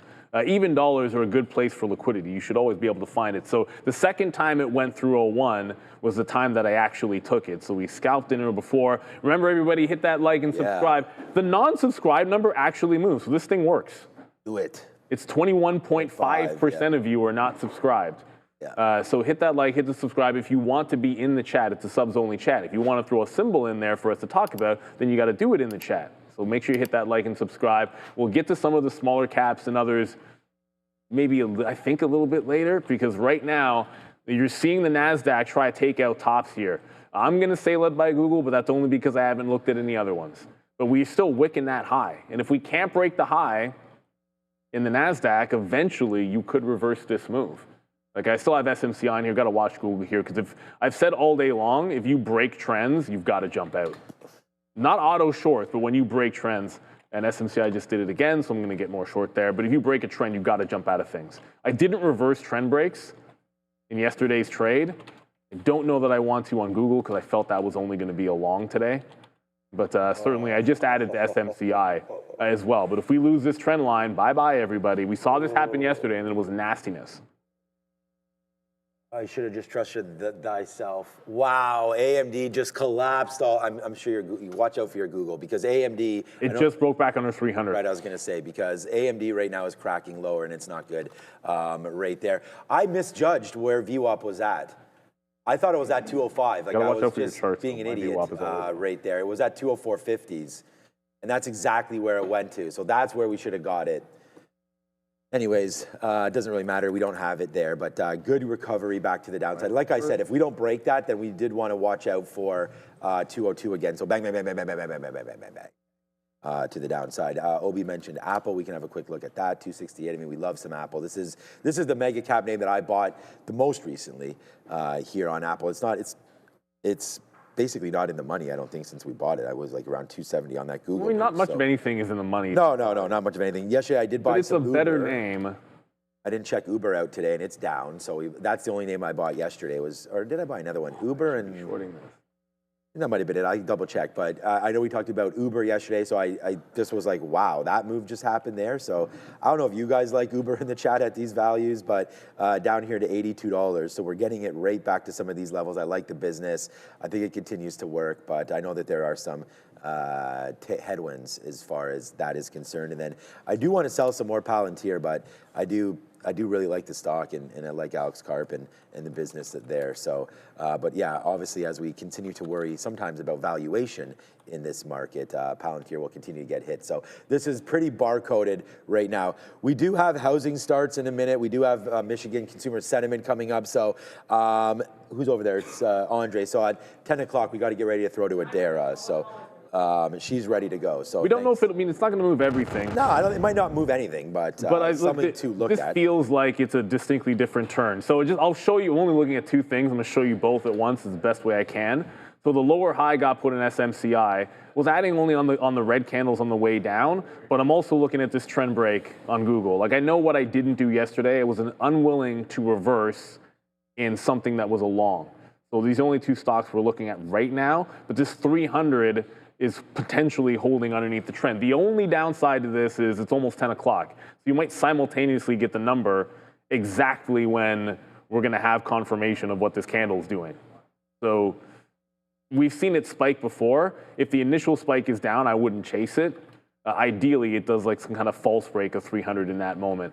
So this is, I'm looking to short Google, want to make sure it's a curl. I felt like this was gonna be a long, so much so that I wanted to be adding into 300, 301 on the way to the upside. So we'll see what happens. SMCI, you can see where my bids are. Just waiting for that low of the day to start cracking. I still have I have like 70% of this, only now starting to get more. Let's get that number, Adara. Time for happening now, and hopefully a little action. We're waiting on that University of Michigan consumer sentiment print. This is going to be the final print of this kind for November. 50.6 is the forecast. Prior here, 50.3. 5-year inflation, we're looking for 3.6%. 1-year inflation, 4.7%. So again, keep an eye on these near-term and longer-term inflation prints, as well as that sentiment print. Coming out here, I'm just waiting for this to populate. Consumer sentiment, 51, so higher than expected. Again, we were expecting 50.6. It's also higher than the previous print of 50.3. Now, when we see these higher sentiment prints, we're also maybe looking for lower inflation expectations. We got those too. 4.5% is the new 1-year inflation expectation. That is below the previous and forecast of 4.7%. 5-year inflation expectation, we're now seeing 3.4%, below estimates of 3.6%. So lower inflation than we were previously seeing, and now we're also getting, again, better than expected consumer sentiment. A little bit of a pop in this market. Now, we did have some pre-market weakness, but a lot of that started to turn around near 7:30 when we start getting comments from Feds Williams. Now, Feds Williams basically said, contrary to some of his colleagues at the Fed, that he actually does see the case for a near-term rate reduction. And he thinks that even though there has been some stalled progress, they could still get to that 2% goal of inflation by 2027. Let's talk TSM, Nvidia, but the story here is related to TSM. Taiwan Semi CEO CC Wei vowing a massive push here into the U.S. to meet AI demand. We also know Nvidia and Foxconn's $1.4 billion data center, that's apparently set to go live by, that's going to be first half of 2026. We also had some earnings on watch. Here is INTU, which has held up relatively well. Big gap up for Intuit. Some other earnings plays on watch include Webull and Gap. Now we're going to send you back to Sean and Neil. Thank you, Adara. And, you know, we're still doing this, man. We're still $4.50 now, almost $5 in the money on this AMD short. It's the only trade that we've had all day. And, yeah, we've hit our goals. It's a good Friday. It's a good way to end the week here. I don't think we have, I may have been red on Monday, but definitely four really big days in a row now. I feel like this is such a great market to trade right now, like big wins, you know, and small losses is the key, right? Have those stop orders out, and then just look down at your net, and that's how you can tell how you're trading, right? I mean, that's the best part about this business. But you could check out Alibaba as well. Like, this is a name that is getting crushed as of the last couple of days. Watch out for 150 as a possible break. Okay, here we go, man. Now we're getting excited because there goes AMD nearing that $2 billion mark one more time. So we just get out there at 201. I'm just going to put another bid down here in case we do get like a pretty epic crush back in. Let's go to $20.33 or so. Here it comes in. Wow. I mean, what a banger here today. You don't have to put on a bunch of trades, just good ones. And there it goes. Nice move down for AMD, but I'm assuming that everything is absolutely cracking. I mean, Nvidia through those levels as well. Google's had a little bit of a problem there at $3. Neil's on it. I'm not looking at it right now, but there's Nvidia. Oh, it's got a problem at $3. Does it still? Okay, so it just tanked $4. Okay, I know it's been a rough move there for Google, but yeah, we still like the stock. I mean, I want to buy that name. No, I mean, like, ultimately, this is what I say. Like, make sure you keep you just said it, make sure you keep your losses tight. Yeah, exactly. So the stock is moving $4 or $5 at a time in those candles. If you limit your losses to 50 cents to $1, then on this trade, if it works, you're going 4 to 1, 3 to 1, 2 to 1. That's the way you have to do it, like compare apples to apples, yes, right? Like, yes. That's the way I see it. Ultimately, all right, SMCI, I'll get to Google back in a second. I have one more bid, and then I'll hold the last quarter on SMCI. But also happening is Bitcoin. I know we got to talk about crypto here. Took one shot on Bitcoin. I always want to say crypto, but Bitcoin is the leader. But I also said I'm taking trend breaks. So there's the upward trend, and it's reversing on Bitcoin. We shorted it once at a level. This time I'm shorting it on the break of the trend line. So this is what happened yesterday. You had an upward trend on a bunch of things, and then we rolled over. In this case, yesterday's case, the biggest one on my board was Intel, but it was basically everything. So a little bit of an upward trend break. I don't think we see anything resembling what we had yesterday. Let me get that out of the way. The odds of us moving the way that we did yesterday is extremely low. Like, that was as Michael said, it's an incredibly rare event. I don't remember him saying how many times we've had that kind of a reversal. But suffice to say, it doesn't happen very often. So I would temper expectations as to how far we could fall. I'm still going to use things like reversion into VWAP for the base case. So back into IBIT, and we're still in SMCI. Google, I did miss that short. But I kind of told you the problem with that was the number was going to hit. And when the number hit, the book goes crazy, and I couldn't get short between 99 and 300 unless I took it before the number hit. So we'll see if we get back up there, maybe a chance to short that price again. Alphabet's still up 2.5%. The only Mag 7, well, I shouldn't say that. Apple's up 1%. Apple's up a point head to the high of the day as well. So it's doing just as well. All right. Yeah, thank you so much, Carly. Looking forward to us trading. We do appreciate that. And yeah, just, take some of what we're doing and hopefully be able to, implement it into some of your trading. And, you can see what goes on there. But okay, 5% left now of AMD. We didn't get that. Oh, sorry, my bad. We did get that 200 fill. What am I even talking about? But, we got 200.20 cents. $200.30. I didn't get the 200 flat fill that we were looking for there. I thought maybe we could break and then come right back up, but we got close enough to doing that. So out there, and then another out when we break through 201 again, and now just holding a very, very small piece left for this possible break higher. I'm actually going to just reassess. I'm going to cancel everything right now, even cancel my stop order and look for another trade because this one's done. I don't have that many shares left on this at all. So I wrote down Google as my #1 trade, but not until 293. So right now, that's nowhere near 293. So let's just have a quick little look at what the broader markets are doing right now. I mean, we just talked about some of the stocks that we're trading because, hey, it's a trading show. But at the end of the day, let's have a look at what everybody else may be holding here today and what's going on in the market. So Apple, 1.06, right? The Nasdaq still up 0.3 today. So that's nice. So Apple holding for it. So is Broadcom and AMD are to the downside, but Cisco's green there in the technology space, and so is Google with Netflix still up 0.59, and then a good name IBM is up today as well. Oracle, wow, like that's one of the best sells, honestly, of my whole life. That's just broke through $200. Oracle is now at $199 as that keeps on getting crushed. What is this name here? AppLovin, 507, down 3% as well. So that keeps on going. I have no idea how and why I got out of that Oracle, but that was a great one there. And then looking back over, I was just seeing about AMD, maybe getting some more short. The financials, man, I really like JP Morgan's valuation around $300. That's probably where it is right now, 296 I see there for JP Morgan. So that's a downside push there. Goldman Sachs as well. Some of the better quality banks getting hit a little bit. Citigroup, Morgan Stanley down. When you have Visa, some of the credit cards are up. I'm not sure why. Maybe a stronger retail print. Like retail's been good. Yeah, retail's been okay. Yeah, so holiday season, I can see some market. Yeah, me too. I mean, they're still down pretty good off the top. But yeah, I could see that. Yeah, it's a good call there. We'll see that right now. I'm just hearing that Target's Target's up 3%. Probably so yeah, Walmart. so we are getting some nice movements there. And then a name that we haven't looked at all really today, Tesla, 397. So that's breaking below 400 again right now. But GM and Ford starting to lead the way there. And we can always look at Rivian. But there's just a little bit of a look at some other names and some spaces. I mean, McDonald's there. You know, these are recessionary names there. Like, you know, no matter what, unfortunately, you know, good quality food costs a little bit more money. So if people are a little bit, you know, nervous about their pocketbooks, McDonald's always gets flushed, always gets run to there. So you can look to see some money coming into McDonald's. That doesn't make any sense why Starbucks would be up, of course, on that logic. But it looks like a stronger consumer is sort of helping everybody out right now. It's a stalwart type name. Yeah, and all the red is in the tech today. So you know what? Let me just check quickly. Well, what about the Snap thing? Yes, Snapchat. No, the government opening back up and the Snap checks, the Snap, you know what I mean. Yeah, the food stamps. I'm choking on the word, but you know what I mean with the government opening back up. I think that bodes well for obviously Walmart. AMD. Bodes well for, I don't know if Costco, but certainly could be helping that. It's just a random thought. So IBIT was the only new trade. Yeah, I don't know if it would help Starbucks, so I'd have to think about that more.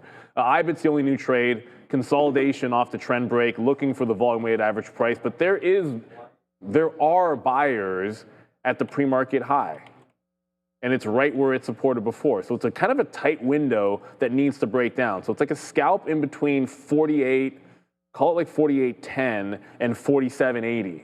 And right now I got 48 even, so I want to only refill slightly above 48. And then scalp out the 30-cent range, looking for the push into the volume-weighted average price. That's the only change.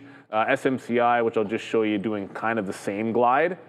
Like it's got these lower highs that it's putting in. Still hasn't really broken through to give me that 31.6 fill. But yeah, the market's not as volatile off of the open, the Nasdaq, I should say, as you might expect. You know, we're seeing all red, but that's not crazy. Like they're all red candles, and they're all small red candles. So there is some scalping that probably needs to be done to the short side of the trade to make sure that you're capturing profit. If we reverse it again, we've seen way more volatility than this, everybody. Like we're barely moving at all in crypto land, at least over here. So yeah, I like the trend break, but I'm also not seeing the kind of activity when we broke the trend yesterday. Like when you broke the trend yesterday, stocks took seconds to get to the volume weighted average price. Here, being a Friday, maybe that's what's holding us up a little bit. But look, whatever, it's working for now. I just don't think we're gonna get the kind of flush we saw yesterday. Yeah, no, I mean, that was, as we talked about that, as you mentioned there with Michael Noss, we didn't get... it's so different. Yeah, yesterday was very dramatic. I think it's happened a couple times in the history, but we went from up 1.5 on the, on the S&P to down 1.5. So yeah, that's pretty violent. We just got another 201 fill there right now on it's also a holiday AMD. week next week. So yeah, it's a holiday next week. So that's another situation there. Fridays...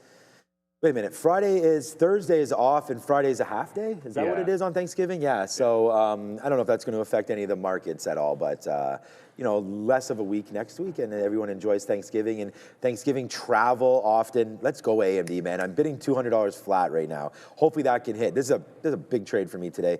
All right, the other name I want to look at was AAL. I mean, we can look at some airline, AAL not over there in London, of course. See, this is what it looks like in London. Right? No, it's not a fail. I'm trying to show you guys LSE. You see the difference here? This is just a completely different, these are London books. And you can see the difference that there's not as many gateways and things like that over in London. So I'm surprised you're still entitled to that. Yeah, me too. I'm probably entitled to them all. What about race in Milan? Yes, still entitled to that as well. Wow, there it goes, man. AMD is really getting, so this is what it looks like the Milan exchange. So, you know, here at Real Trading, we have the ability to do all of this, man. This ain't no Robinhood app. We can trade over 60 plus markets right now available here at Real Trading. But, boy, I'm mad at you. Right here, that's a good song, Blue Strips, if you guys haven't heard that, sick song. All right, so right now, 12 and change here for AAL. Just want to look at some of these. You can look at the JETS ETF if you were interested in something right now as far as, you know, potential holiday, you know, with FAA back and all the government reopening, you know, we did have some flights grounded and whatnot. So maybe looking at the Jets ETF, nicely up 2% today. So yeah, thank you, King Jesus, there in the chat, as he mentions another great trade today. And look, I mean, it is very, very tough to find these trades, but you know, if you do enough work at it and you know, you stick to your guns, you can get them. And we did it here, man. A very, very green day. I only have one trade on, man. It's 10-12. This is my new style right now. So thank you so much, King Jesus there. I really do appreciate that. It's very, very kind, and I'm glad you're noticing, because we're there. Money, we just got $200. No. I just don't want to risk. I mean, it's good call there, Obi. Obi asking me, should we add through this low? Maybe a break of 200. I don't know. I mean, the market is going lower right now. That's probably not a horrible look. But there it goes now. $6 now in the money on that one. I'm glad you got IBIT and SMCI. I mean, this has been a pretty epic collapse down there today. So again, thanks everybody for all your support and everything, and very, very kind words. So thank you. Yeah, we're just going back to the lows again, but we're not really following. Look, it's not following through, everybody. Just going to show you, this is not what we saw yesterday, and it's only 10:13. So we still have a lot of time to go. I think you can obviously target 100 to 150 points lower in here, but I do think there's some profit taking to be had. So I'm gonna, like, if we're not breaking VWAP on IBIT, I'll just take what we can get. If this is only going to move like 1 to 1.5 points here, you know, it is what it is. SMCI still have, like I said, at this point, I would have a quarter of it holding for the low. It's on trend. But here's the other thing. I got to think about the other side of this trade. Yeah, it's working down, but that's now 3 points on a downtrend. So what do we do if it reverses? I have to be able to get out of this trade. So I'm not giving this to the high of the day anymore. If this breaks trend, that last 20%, it comes out. And so it is what it is. It might still come out for a profit, but it's coming out if we break this trend line. Got to respect that. And I got to go over, I'll show you guys Alphabet, even though I'm not in it anymore. It's now holding underneath VWAP. This was the one I wanted from 300 to 305. You can see it in there. I guess the high was 306, so 300 to 306. Was trying it all over the 300 break, not working. If Alphabet loses VWAP, obviously this is one of the strongest names in the market. This and Apple. So you see Google breaking down. Apple hasn't really broken yet. It's still trying to go. If Apple loses trend and Google holds underneath VWAP, what chance do we actually have today? I'd say none left. Like, what else is going to hold us up? Not much of anything. So if these happen, I think that's a place to look for some new shorts as well. So that's what I'm going to be looking for. Only the two names, we'll hold on to them, but I'll look for a third or to add to some things if I see a breakdown start to come in these strong names, Apple and Google. This is some good tunes over here. Yeah, so we're just right here, $200, man. We just got another piece out. So very, very light now on AMD. Let's check out what Meta's doing. Probably getting its teeth kicked in. No, only down 0.2. I only said that because I know Oracle continues to get hit on data center and overspend and all this kind of stuff. And there goes Oracle, man. What a flush on this statement. Another 5%. So glad we did not pull the trigger on this one. I'm frozen. I might have got... No, I'm good. My PC is just like going, hey, did you see that? All my screens just went black there. I saw that. I saw that. So both stayed up. All right. Yeah, I looked over immediately at your screen and saw you were fine. So at least I know it's PC related here. I'm just going to, wow, that was nerve-wracking there for a little bit. But okay, so Oracle still continues to go lower. The futures are pushing lower. There goes AMD, and Neil is now $7 now as it just continues to go, man. Welcome to the jungle. The water is indeed quite warm today if you're short, but not if you are long. It's been a disaster of a day again. I mean, there has been too much strength. We did see Walmart yesterday there as well. That's still holding up nicely. And then we saw Target. You know, we talk about getting diversified here.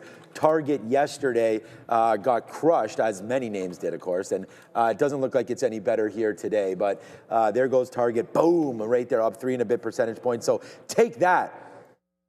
Take that, AMD, man. This was, again, one of our it's the only short we written down on here. So as soon as that market turned early, man, I just went right into the work that we did, hit AMD short, and there it goes. Again, an absolute, whatever, man. I know I feel silly just keep on talking about this trade, but like it's the only one I have on. It's now $7. And I mean, you know, if you guys put on any kind of shares, you'd probably be having a decent kind of day right there. So, so far so good there. I think GameStop is probably going to get hit. I mean, it's a great short there on IBIT, obviously. Too late. GameStop's already been hit. Bitcoin. What? Yeah, so, I was looking at, I didn't see it today. No, yeah, GameStop today a little bit up, but yeah, getting hit there as MSTR and as we worry a little bit about some of these companies that hold Bitcoins. GameStop right now bouncing today because Bitcoin's actually up today, right? It's starting to break where it was down. yesterday. No, I don't mean it's up today, but it was up since this low. Who knows where we're going to last, but we're starting to break lower. Wow, this is just getting nasty out here, guys. Yeah, once again, the market does not want to hold these greens. The second you said GameStop is up, I'm thinking maybe that could be a third opportunity. But I wouldn't take it if we don't completely fall apart here in BTC. Like remember, like this move has only gone 48 to 47 to 47.6. Like it's not even a full percentage point from when it broke the trend. Like it's down from the highs, but if you don't break down through here, there's actually a chance for not for IBIT, but also for GameStop to hold on to that trend. And why am I comparing it to crypto? Well, it's a sentiment thing. B, that's what they decided. They also wanted to go into holding Bitcoin. So I think it can be a bit of a proxy. It's worth watching, but I don't know that that's something I necessarily want to trade. I'm down to the last salvo in SMCI. Still hasn't gone to the pre-market low yet, and it's really holding on to this trend very, very cleanly. So I'll give it one more chance. I did miss shorts the third time through on that trend line. The fourth time, if I see it fail to a topping tail, do a better job of adding back into here. But that's when I took the IBIT trade, right? So at the moment that this was here, I was shorting IBIT, and you can only really do one thing at a time. Even if you trade, for me, even if I trade like 10 names, I'm only really executing into one at a time every single time. But right now I'm watching SMCI on this trend line, just connected on the 3-minute chart. And make sure, everybody out there, the visualizer is exactly the same names as it's been all morning long. Tesla, Palantir, Open Door, buy an absolute long shot. So make sure you're using that $sign MJ News. You want us to talk about Nvidia? $sign NVDA. Easy way for us to keep track of it with this visualizer. You can see it right behind me, where also is Adara.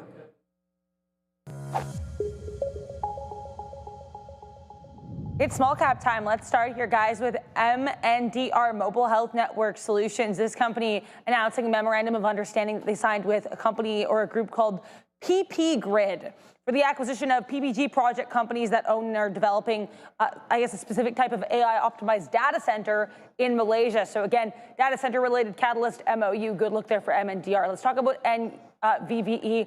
This name has been on watch. I think it was actually even on the small cap recap yesterday as well. And as you can see here, pulling back a little bit so far, but they also have an MOU catalyst of their own, signing that MOU with the city of Socorro and Socorro Electric Cooperative. So MOU for the first two small caps. This last one a little bit bigger. It is Open Door. OPEN, new CEO, or CEO as of September 10th this year, Kaz Nejadian, continues to be pretty active here on X. Yesterday, he announced they're having their company-wide hackathon for the first time ever. No other news on this, but OPEN holding up pretty well today, guys. Before we send you back to Sean and Neil, we're going to take a moment to thank our friends at Trade the Pool. For too long, trading meant risking your own money. We're never having enough to start. The fear of losing, that's what kept so many traders on the sidelines, but that is changing because Trade the Pool is transforming how traders access the markets. It's got its limited risk trading model. Traders use funded capital while Trade the Pool absorbs the downside. This allows traders to focus on what truly matters: discipline, consistency, and growth. When you hit that profit target, you keep 70% of the profits. No fear, no barriers, real opportunity. This is the revolution of Trade the Pool, or limited risk trading powered by Trade the Pool. Visit tradethepool.com or scan the QR code now. Get 10% off your first evaluation. Back to you. All right. Still lower. So AMD is now $8. Like, I think we might as well just watch it and see what's going on. I mean, Palantir is also starting to break lower. Great call there. Obi asked me if we were going to go back in to more of that at $2 bills. And wow, that was a great call as we continue to bleed literally bleed out today again on so many of these names. Like, that's why yesterday I was like, I felt like this was going to be, like I said, I don't know about these dollars and these changes on. I don't remember what we bet on because I was bearish too. People, so yeah, I think it was something else. People said in the chat when we discussed that you were green, I was red. But at the end of the day, it doesn't matter. It's flat on the day anyways, only down 0.23. But it's continuing on so many names, right, on so many levels. So, you know, it's some of these names, 390 for Tesla. I mean, that's down another 1%. It's, you know, it seems dramatic because of these moves, but at the end of the day, it's we've been here before. And I don't think that we need to panic necessarily about too many things here, but it's definitely not a great day to be trading long side. So we're almost out now of this AMD trade, and we've been posting about it all as well. Alibaba at 150 might be a decent level here as well, 152 right now. On rebounds, these stocks will all be good. Did Robinhood break 100 yet? Like we sort of talked about that, maybe coming through again. And then Webull, it's potentially a day for Webull today, as we've been looking over there for earnings, and boom, Webull new all-time lows, excuse me, for Webull. So it's definitely not getting any better around here, as Webull down another 4% as the bank stocks continue to get hit as well. I mean, I don't know, with the rate now looking more and more like a cut, I thought that was going to be part of the story here today, and it looks like it may be the complete opposite. Andre, have you seen the main chat yet? Okay, there it is. Oh, Brendan mentioned there. Okay, okay, good. They're setting it up. Good. Setting it up. All right, so now look, man, now that even got, sorry about that, I didn't see that, guys. But you can see right now in the main chat, it's actually, sorry, in here, it's 73% now chance. So it was 60-something, and now it's getting higher, and the market continues to drop. So I don't know. That's not been the right rhetoric so far. But I am, must be something going on. I'm still short right now in these names. So I don't know, just start. Oh, the position board, which is fine. We'll get that figured out for you guys. But for right now, yeah, JP Morgan, man, down another 1.3%. So that's not going any better for us. And we're just going to get out here. Quick update. Break. Yeah, let's go. I didn't realize 201 if we're out. Yeah, go ahead. Go. So GameStop broke that trend line. Ooh. There it is. There's a break of the trend line. I could show you 15-minute, but you know, no need here. It's also into that prior resistance spot, so stop at the prior bar. This is not a VWAP play. This is if we head lower, I'll take some of the VWAP, but I'm thinking like the $20 level for sure as well. IBIT, no reload. It's at the volume weighted average price, very slowly trending down. Like, my theory is if this loses the volume weighted average price, GameStop follows, right? Like, pretty simple. I don't think that's an entry point on IBIT because I don't know where I'd get out. And SMCI, I reloaded that one on the trend line, but it's threatening to break. So it's probably held this trend 4 times, and I've traded it 3. But it's the all-morning trend that breaks if it breaks the volume weighted average price. So yeah, sure, sticking with it's one thing, but if we break this out to the upside, this is an easy out on that bad boy. So looking like it's going to go, there it is. So the last salvo in SMCI, at least for now, we'll take it out. If you short it a million times, eventually if the trend breaks, you're going to lose on the last one. I don't mind getting back into this, but it has to be fail high of day or regain the trend. One of those two things has to happen. And then that brings me back over to the 2 strong names. Apple just broke 270. Ooh, yes. Remember, we're like, if Apple doesn't come down, I don't know if the Nasdaq will follow through. And look at Google. This is back on a retracement in Alphabet.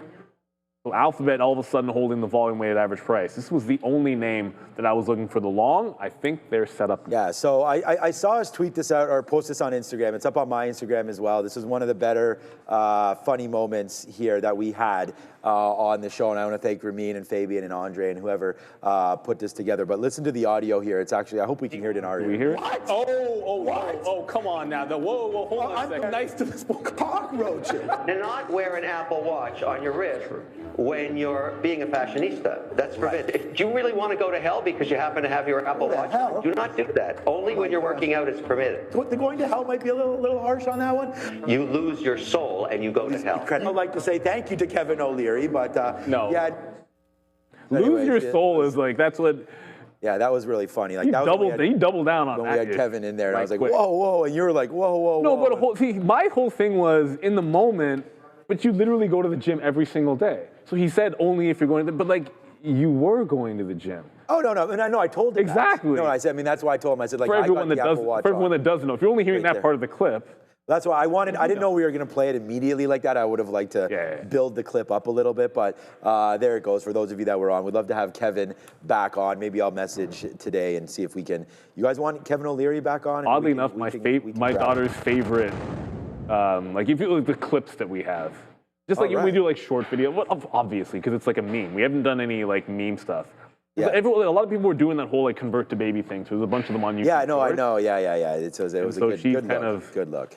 Yeah, it's kind of funny, I guess. Yeah. So, anyways, we'll see. Maybe we'll reach out to Kevin today and see if he wants to come back on and talk all about everything else that's happening there in Washington. He's a very, very opinionated. You can tell us if that WonderFi deal is going to close or not. Yeah, that's right.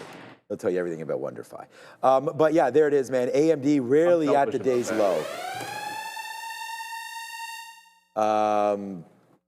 Huge move. Look, if there's anybody else you guys want on the show, you tell them to get in contact with us. I mean, I'm not this Meet Kevin Tell guy. Eric Jackson to come on this. You just tell him to come over here. I mean, I'm here every day. It's like, come over here and talk to us, man. I don't, I can't go on somebody else's show. Then I'm not with you guys, right? So they come on here. This is. It's like come at the king, that's what we're saying. So you guys come over here, and we do want Eric Jackson to come through here. I mean, this is an $8.20 winner right here on AMD. So I'm going to get another piece out right here at 197.50, and then we'll work it off from there. But hey, man, I mean, I'm super confident in my trading abilities and everything like that. And obviously, as this being a trading show, we like to have different people's opinions coming through on here as well. So like I said, I can obviously trade, but it's nice to see other people educate me as far as what's going on in the world. So shout out to my wife, and you can't watch too many news sources these days without being too influenced. But there's 197 fill right there on AMD. So it is what it is as we continue to go to the downside here in this market, man. The bleed is on. Almost $9. Like, who would have thought? I mean, I remember on Tuesday, Wednesday, Thursday, we had big winners, and we were talking about the volatility of this market. Well, it's still here, man. Even though the Nasdaq's only down 0.3, it does feel real heavy today, and the market is just continuously going. I'm just going to wait for some of the levels that I liked on some of these names before we dip into them. Google 295 might be okay. Maybe, but the way the market's turning, sort of said, if we trend up, I'm taking every trend break that I like in this market because I didn't do it yesterday and I was mad at myself for not doing it. So GameStop broke trend. That's the only new trade for me. I looked over to see if Intel would possibly uptrend. Obviously, it's not. Well, maybe not obviously, but it is not. So I don't know if I see a setup there. We're going to go to Adair in a quick little second. Some people are saying put a poll up. It doesn't matter whether we put a poll up. We'll have any interesting guest on the show. We have a willingness for that. So putting a poll, I'm not sure the point of that is. Because as far as we're concerned, if you're interested in that point of view, then why not? Let's go to Adara. It's already 10:30. Yeah, but it's not a segment, guys. I just want to let you know here about AMZN. AMZN on watch. Andy Jassy filing to sell just under 20,000 shares. That is obviously not a lot of shares, but either way here, AMZN is moving lower, so I did want to mention it. Andy Jassy filing to sell 19,872 shares of AMZN. That is, of course, the company's CEO. Back. Neil and Sean. Yeah, a lot of insider selling. There was a bunch on Palantir that just came out for sure. So you just got to be patient with this. Like, this has broken the trend line, but the first out's not until the volume weighted average price. The next out is at the other low, and then the next out is at the actual low. Basically just taking all points of the trend line and then covering there, and then we'll hold on for the rest. I'm just going to double check. I see a lot of people in the chat mentioning Tesla, which, as you can tell, which way do I have to go? I go like that. It's weird. I'm looking at my program monitor and sometimes you get turned around. Tesla's still #1, as you guys can all see on the board, and also breaking lower. The bleed is real, and this stock does seem to want that 200-period moving average. As Ezekiel Elliott would do, and I use the past tense there, and Treef's not even here, but I'll say it anyways. I use the past tense with him. I think you eat at that level. The other thing that's happening is you start to look at, there's a lot of things that are breaking down. Be careful with your nuclear plays, right? Like, look at G Vernova. That is literally teetering on the precipice of $502.22, which is exactly where I'm thinking it possibly might fill me today or on Monday. We'll see. But if that's happening there, you know what can happen on the other side of the coin. Well, same side of the coin, but more volatile names. Oak low, whichever one we're calling it, and now your failure is complete. It is now filled in the entirety of the breakout gap from September. That's the whole thing. That's the entire move has just been filled in back into 80 bucks on OKLO, and that's without the Constellation hasn't broke down yet. GE Vernova hasn't broken down yet. I don't know if Vistra's broken down yet, and this is all the way back in. What happens if those nuclear names actually break the bid? Oklo could be at $45. And if that happens, then to me, SMR is a buy at 10. Although yeah. I'm not going to look at where it is right now. I haven't looked at it. It's probably close to that for sure. Yeah, 17. That's like, because if those other names break down, these should go to the lows. The April low was, it's not 10, it's 11. Check that, 11. Correction. All right, yeah, get ready to buy a little bit more there as well. Again, sold 57, bought more at 30, and now, wishing that we hadn't done that. 296 and change there for Disney, for AMD, trying to bounce back a little bit. I'm just gonna, you know what, honestly, 200 break, I'm gonna get out now. That was gonna be 201, but whatever. We have such a small piece left. Maybe because it's so small, we'll just wait. Why don't we just wait? I mean, it doesn't matter. Like literally, 1 or 2 shares here doesn't really matter what we do there. If you have some shares on that or not, I'm going to wait just to see if it does make the move back up, and then we'll average into it. Here's Disney, Freudian slip there. NFLX looking at 106, which is low. Okay, yeah, Netflix got crushed yesterday. Wasn't this at 113? Here's Netflix. Yeah, here's a 30-minute chart. I have to use these single charts. Maybe they're perceived to be in the lead for Warner Brothers? Is that the deal? I don't know, but they did split. Nobody? No, I don't think Netflix is interested in buying Warner Brothers. Oh, were they? Yeah, they're one of the, it's like 3 names. Don't do that. Yeah.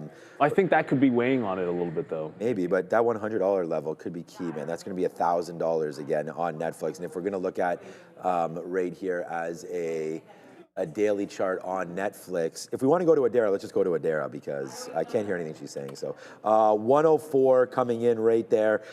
This is what it looks like on the daily chart. So well broken now below the 200 period and coming into some levels. So right into there, 100 bucks.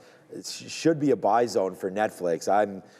I'm still in this name, but it's not looking great there. NFLX, and I don't want to send a baby out with the bathwater here. I still do like that stock. I think it's time to whip out the monthly charts.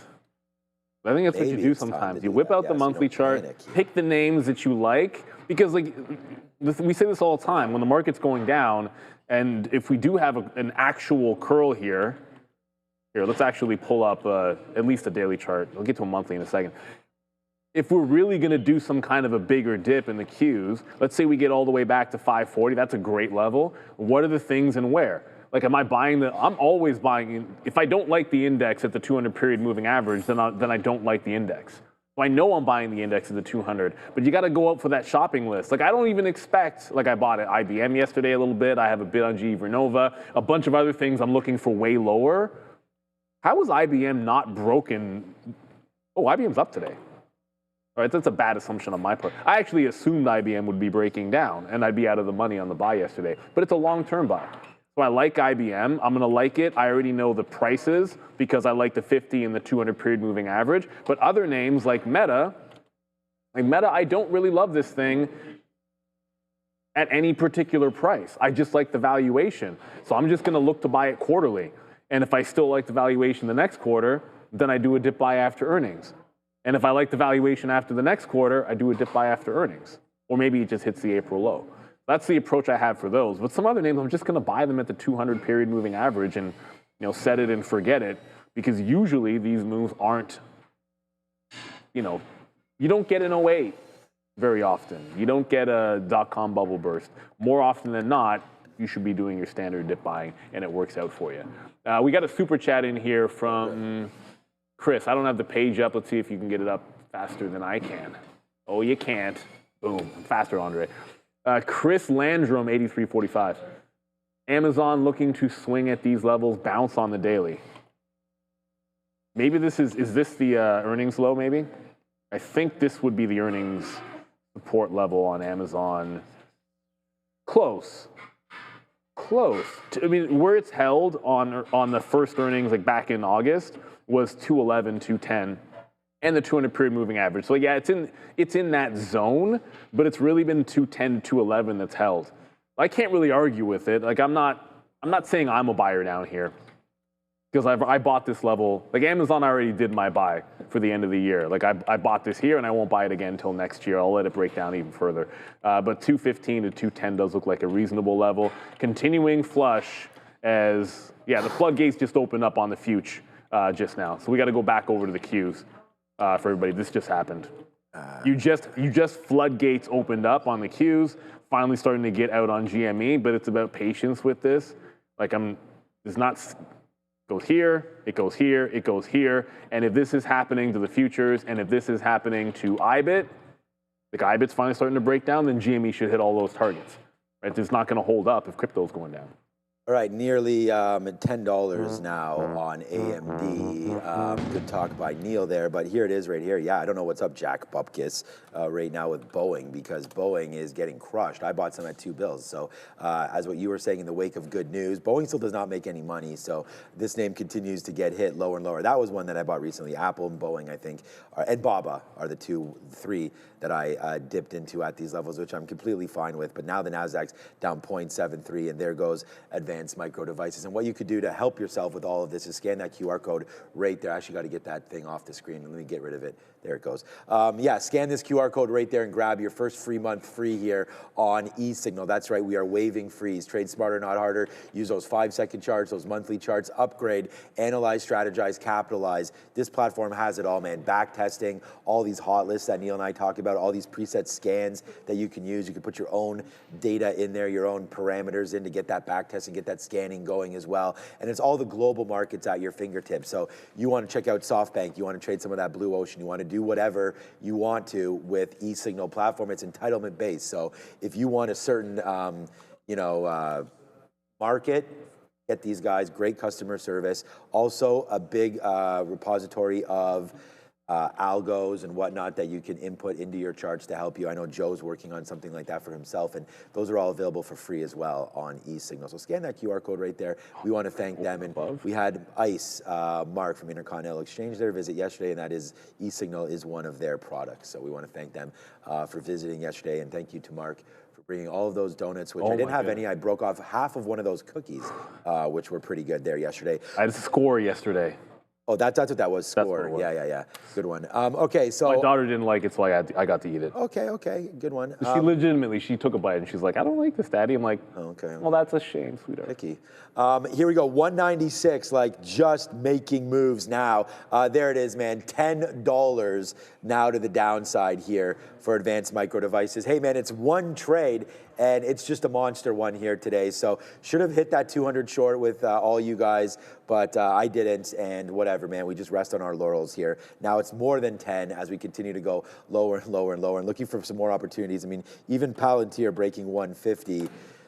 It was a great one as well. That broke about 5 minutes ago and still going lower here for PLTR. So yeah, man, Michael Burry or whoever really was looking at some of these shorts printing right now. Wow, Palantir, AMD, just everything getting absolutely cracked, man. I hope you guys are having a green day. It's been a good one here. Just got to make sure you're trading the right names. And there's some longs in this market too. Target's been going up. We didn't look at Gap, but I'm going to say that maybe it's fallen back right there. Nvidia now at 172. Oh boy, man. This advanced we sold AMD like $70 ago or $60 ago at 250, 255, 256. Like that's just insane. Some of these moves that we're seeing in the greater market right now. A lot of things being held downside right now, just with sort of the flow here of this market. Well, the other day we have a conversation about like how do you dip buy if you're not going to put new money together. You have to pick some things. The same way you have a shopping list of what you want to buy in dips, create a shopping list of, well, not shopping list, but like a selling list of the things that I'm trimming at the highs. You don't always get the tops. Like I said, like I didn't get the tops. I sold almost all of my AMD because I was not intending on selling any Nvidia. But I did want to have some stuff out. So I sold some ARM and I sold some AMD so I would have powder. And I sold ETH. I sold most of my ETH at like 3,600. Yeah, it went to 48, so it is what it is. It looks good now, but I mean, I could have let it go a little bit further, but I didn't believe in it. Just before we go to Adara, as the market gets to the lows, so there's the overnight lows. Right in here, we're starting to wick it. So when I see that, if it wasn't already a place to have taken profit, which it kind of was, instead of waiting to go another couple cents, just pick where the market's bouncing. So like the new trade was look for something breaking trend. When I sat down this morning, I was like, if I see things breaking trend, an upward trend, I'm just going to take them on a day like today after what we saw yesterday. So GME qualified for that. The other side of that coin is if you start breaking a downtrend, to get out. So until we break trend, we lost VWAP, and once VWAP is gone, I really only have a trend break for an exit. I don't have any other plan. I could also short VWAP or short this trend line. That's the other thing I'm thinking about. Short back into the trend line and going to be trailing it there anyways, on IBIT specifically. Let's go to Adara. Now it's time for Sector Watch. And I think with this Sector Watch board, you guys can really see the extent to which tech is leading this sell-off, or at least certain tech names, and specifically the chips, electronic technology being dominated here by weakness in names like Nvidia, Broadcom, AMD. Sean, we know, is trading that one. We have Micron to the downside. But we do have some strength in the other names in this sector like Apple, Cisco, and Honeywell.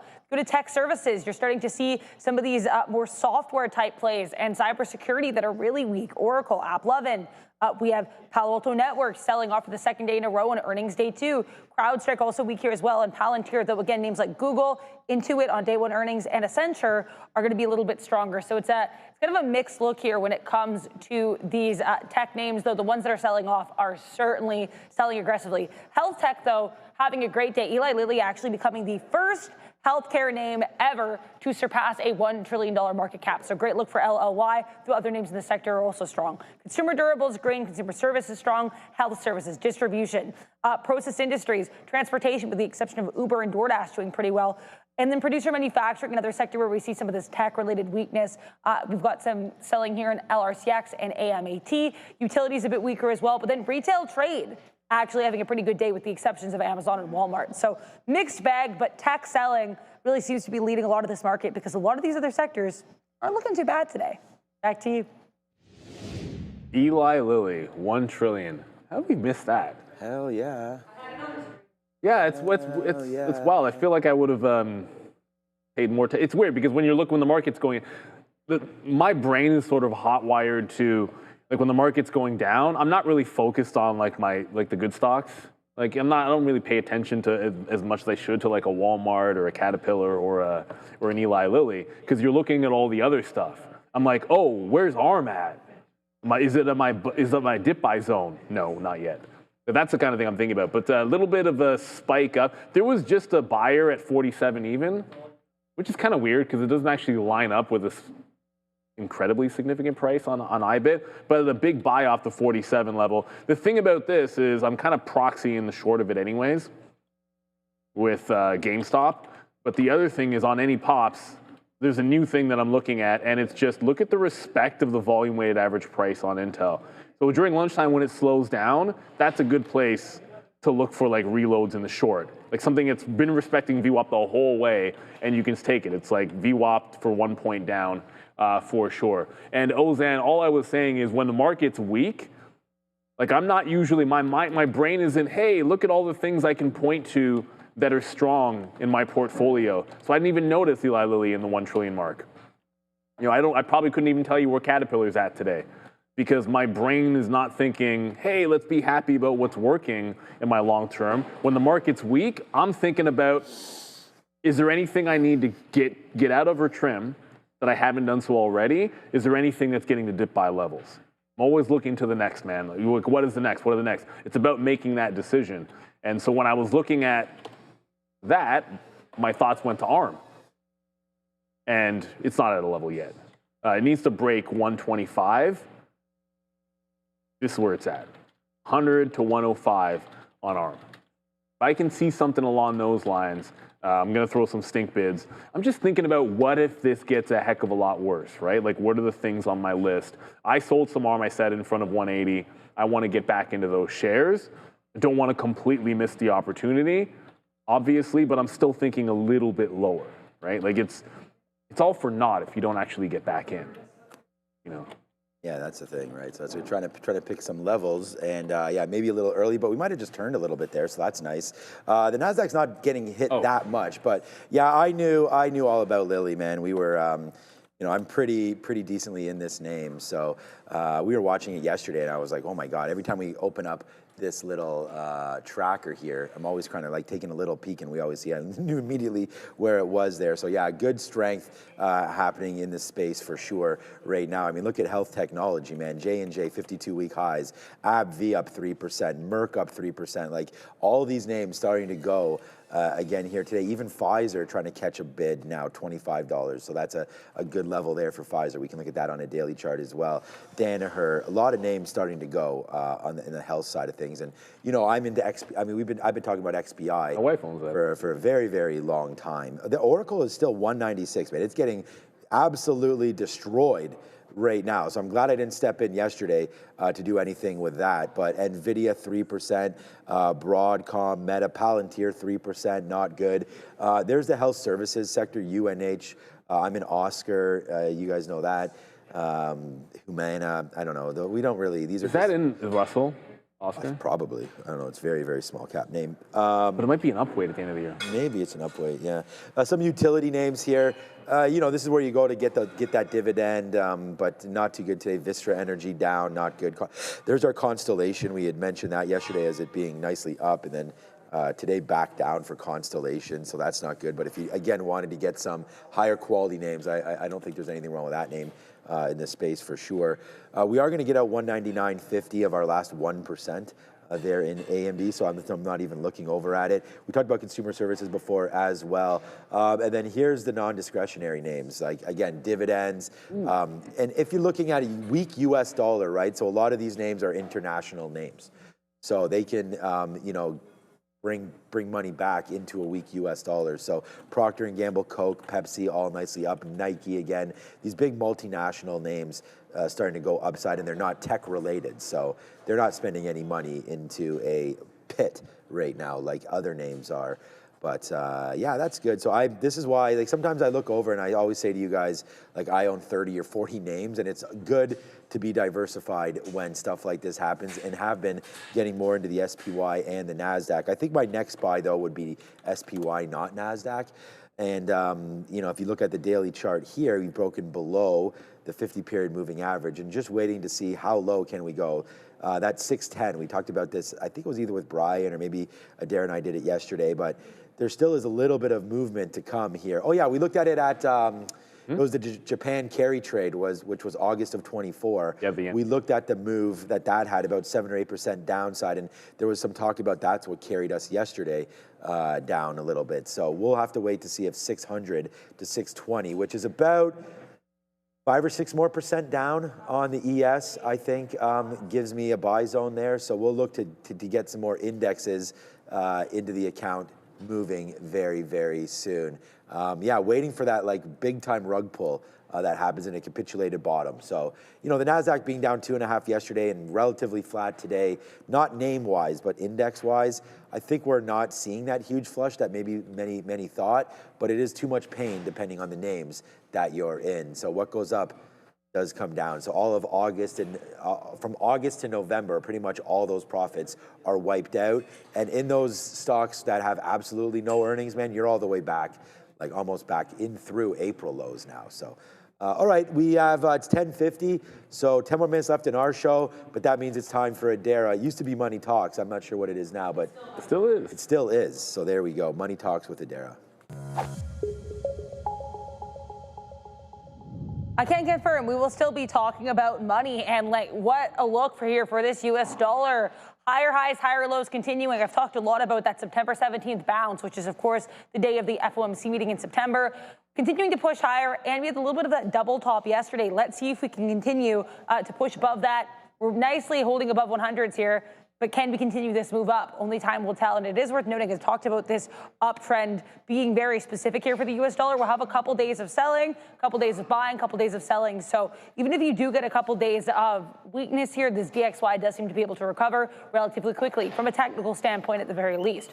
Let's talk here about the CME Fed Watch tool. We have discussed this ad nauseum, but I do think it's really key because in addition to any, potential, again, carry trades, concerns about the AI bubble, I think the biggest thing here that I'm seeing a lot of people attribute to this weakness in the market is concerns over whether or not we'll get a rate cut in December.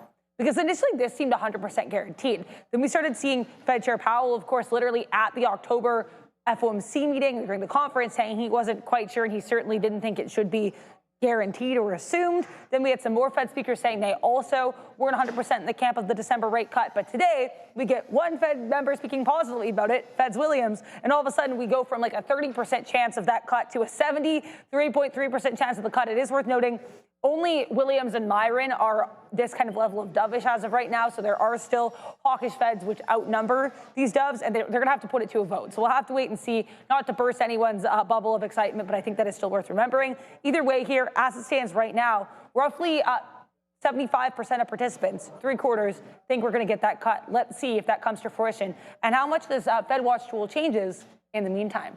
Back to you. It is the thing to watch for, one of the things to watch for an indicator. The other might be the VIX, right? Like what could be happening, at least potentially, I don't know if it will get there today. It's Friday after all. 28, the prior high in the VIX. Just go back, mid-October, like that prior high. We're still putting that in. This is a 2-hour chart, by the way. I just wanted to be able to show you. I don't usually use a 2-hour chart, but in case you're curious. So we're finding resistance. VIX is range bound 25 to 28. Remember yesterday we were talking about how you're starting to hold this range instead of like with the VIX up here above 25, it's been get to 25 and reject. This is the opposite. We've gotten to 25 and you're holding. So that tells you exactly, I mean, not exactly, but it gives you a sense of the feeling and how this is a little bit different, right? Like this whole volatility thing, it's not going anywhere, everybody. So again, I don't have anything new on. It's just the old, like the next trade that we found. GameStop's about to lose VWAP. So I'm looking for these lower highs to hold. Now it's a head and shoulders at the prior day high. And suddenly we can start thinking about this breaking down under the volume weighted average price. You're still continuing. I got it at 47 even, and we're right back at the same price on IBIT. So it went 48 to 47. VWAP's at 47.5, but it never got there. That's where I'd like to re-engage. IBIT would be at 47.5 if we do get to that price. We were able to find GameStop, and if we flush, it is what it is. And Christopher Ocean, you're like, GameStop, you short at the end of the year. Yeah, but what difference does that make to a day trade? Like the fact that GameStop is here, like I'm not swinging it. This is a day trade. So I don't need it to break a fresh low. I just need it to play into VWAP and maybe a little bit lower. Like if it goes to the pre-market low, GameStop's moved 3 or 4 points. For a day trade, you can't really ask for much more than that. At the end of the day, like the way I see it is, hey, if you're up on the week, if you're up on the month, if you're up on the year doing something, just keep doing that. That's the way I look at it. But we also have to note one thing. I know we haven't had a certain thing for lunch this week. I know we're going to, you said it, not me, Fabian. But we do have to find out what's for lunch. Yeah, today is going to be disappointing, and it's not because it's tilapia, but I am very, very nervous whenever I see something like this on the docket here. Today, it's Italian meatballs with spaghetti, grilled veggies, and mixed green. The meatballs never turn out to be that great when they're mass-produced and catered, and so I just worry that they're obviously not going to be homemade, which, the processed meatballs that you can sometimes get, sometimes they just dress up Swedish meatballs and things like that. But we'll report back at 2 p.m. what that looks like. So today's what's for lunch: Italian meatballs, spaghetti, grilled vegetables, and mixed green salad. But for us, we just get a salad with protein. So salad with a meatball on top would be good enough for me, and we'll see what that looks like there. Fine. But yes, we are in downtown Toronto. You guys can. We're thinking about doing some sort of a meetup. We had talked about that before. And then obviously we do have this big, huge screen, and we've just sort of renovated the studio. So we're really proud of it. There's more than what you guys see for the renovations. Yeah, it's been a wild ride around here for sure. But again, thanks for joining. We do have Obi and Joe coming through. Joby, and we can actually look at Joby. We had a story with Joby today.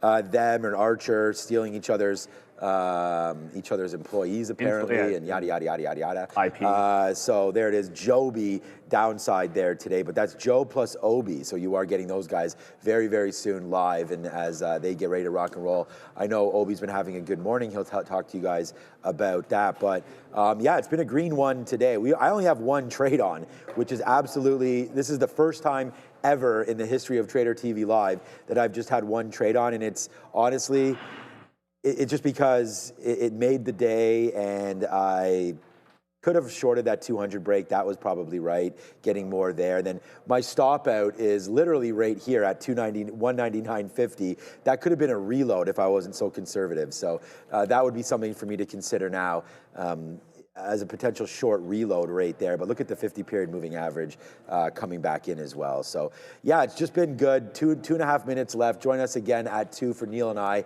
and then Joe and Obi right now. And yeah, it's been a great beginning to the show with that new desk with Brendan and Adara. We had that fun thing with Kevin O'Leary there. You know what I didn't check, and we always do talk about the precious metals, and I know we're looking at silver and gold and all that, and we didn't really cover it too much today. I didn't see anything I liked. No, it's gold's flat, so that's what I wanted to get at today, is like despite the market moving around just a little bit, ES still green. So let's not like talk about the sky falling here. It's going to be falling on my portfolio as we're loaded up into tech names. But at the end of the day here, I was going to say Gilead, gold and silver most likely holding fort, right? So I'm going to check silver out. Yeah, so silver's down 1.5%, but their level's still above the 50-period moving average. And with Andy Jassy selling some Amazon shares there, what was it, 19 million shares or something I saw? Or I don't know what it was, maybe not 19 million, that's too big of a trade. Maybe 19,000 shares, 190,000 shares, I have no idea, but that's gonna weigh on Amazon. I remember that Obi will remember this, when we sat there and we talked about selling Amazon against Bezos, was selling that 200. And so it was bouncing around 200 for a while as this guy was selling and getting in and getting out. And I'm not even sure when that was, but you know, now if we get the CEO selling again into here with Jassy, maybe that provides a little bit of pressure to Amazon. But if Neil mentioned buying, and I know you've already done some Amazon buying, but buying at the 200 period for good quality names. Like if I hadn't, I'd be buying it today. That's what I mean. If I hadn't bought it this quarter, I'd be buying Amazon today. Right, so there you go. So Amazon at some good levels. And Amazon, look, all of these names are 0 for the year. So it's you've done nothing all year except for hold names that don't pay dividends. Like this is November of 24. So if you bought in November of 24 Amazon and sat on your hands, well, you have that same trade right now with no appreciation, which you know, sometimes flat isn't bad, you know, considering some of the moves that we've seen there today. So yeah, AMD, some of these names I feel like are getting near bottoms right now. So I don't know, I'm almost debating flipping longer on some of this, maybe a little overdone here, considering that the ES is still at 0. The only reason I'm not is I mentioned Apple trending up and what would happen if Apple broke trend. Apple is really, it's breaking away, but it keeps threatening to break the trend. And if I feel like if the strongest name out here, just looking at some others, not really anything else, if the strongest name out here, or one of the strongest names out here in tech land, breaks this trend line, then that could cause another push down. Remember, if you look, I know it's 11 o'clock, but whatever, this isn't network television. We can kind of move over whenever we want to. Yes. If you look at what happened when things went absolutely ham, it was a range-bound day in the Qs, and then when did it finally break down? Like it broke down at pretty much this time. So range-bound day and then broke down here. And you could make the argument that this really didn't even break trend until it lost VWAP. So both these things can happen. You can do this, break this trend up, and then I think it's time to go long. Or we can hold this and break down through the low, in which case I think it'd be led by an Apple trend break. So I've got eyeballs on that. Like that's my next trade. It's exactly the same setup as a bunch of stuff yesterday. So 11 o'clock, we'll be back at 2. You've got a special treat because Sharif, the professor, is off in Cabo and Obi is in form. So Joe and Obi, which we like to call Joby. Hopefully, had better luck than the Bills, you guys. Oh, that was unnecessary. Yeah, we're both in gray here. You know, we're like referees over here. No, we support the Bills right here, man, right here. All right, let's go back over. Joby, ready to rock and roll. Thanks, everybody. Ciao.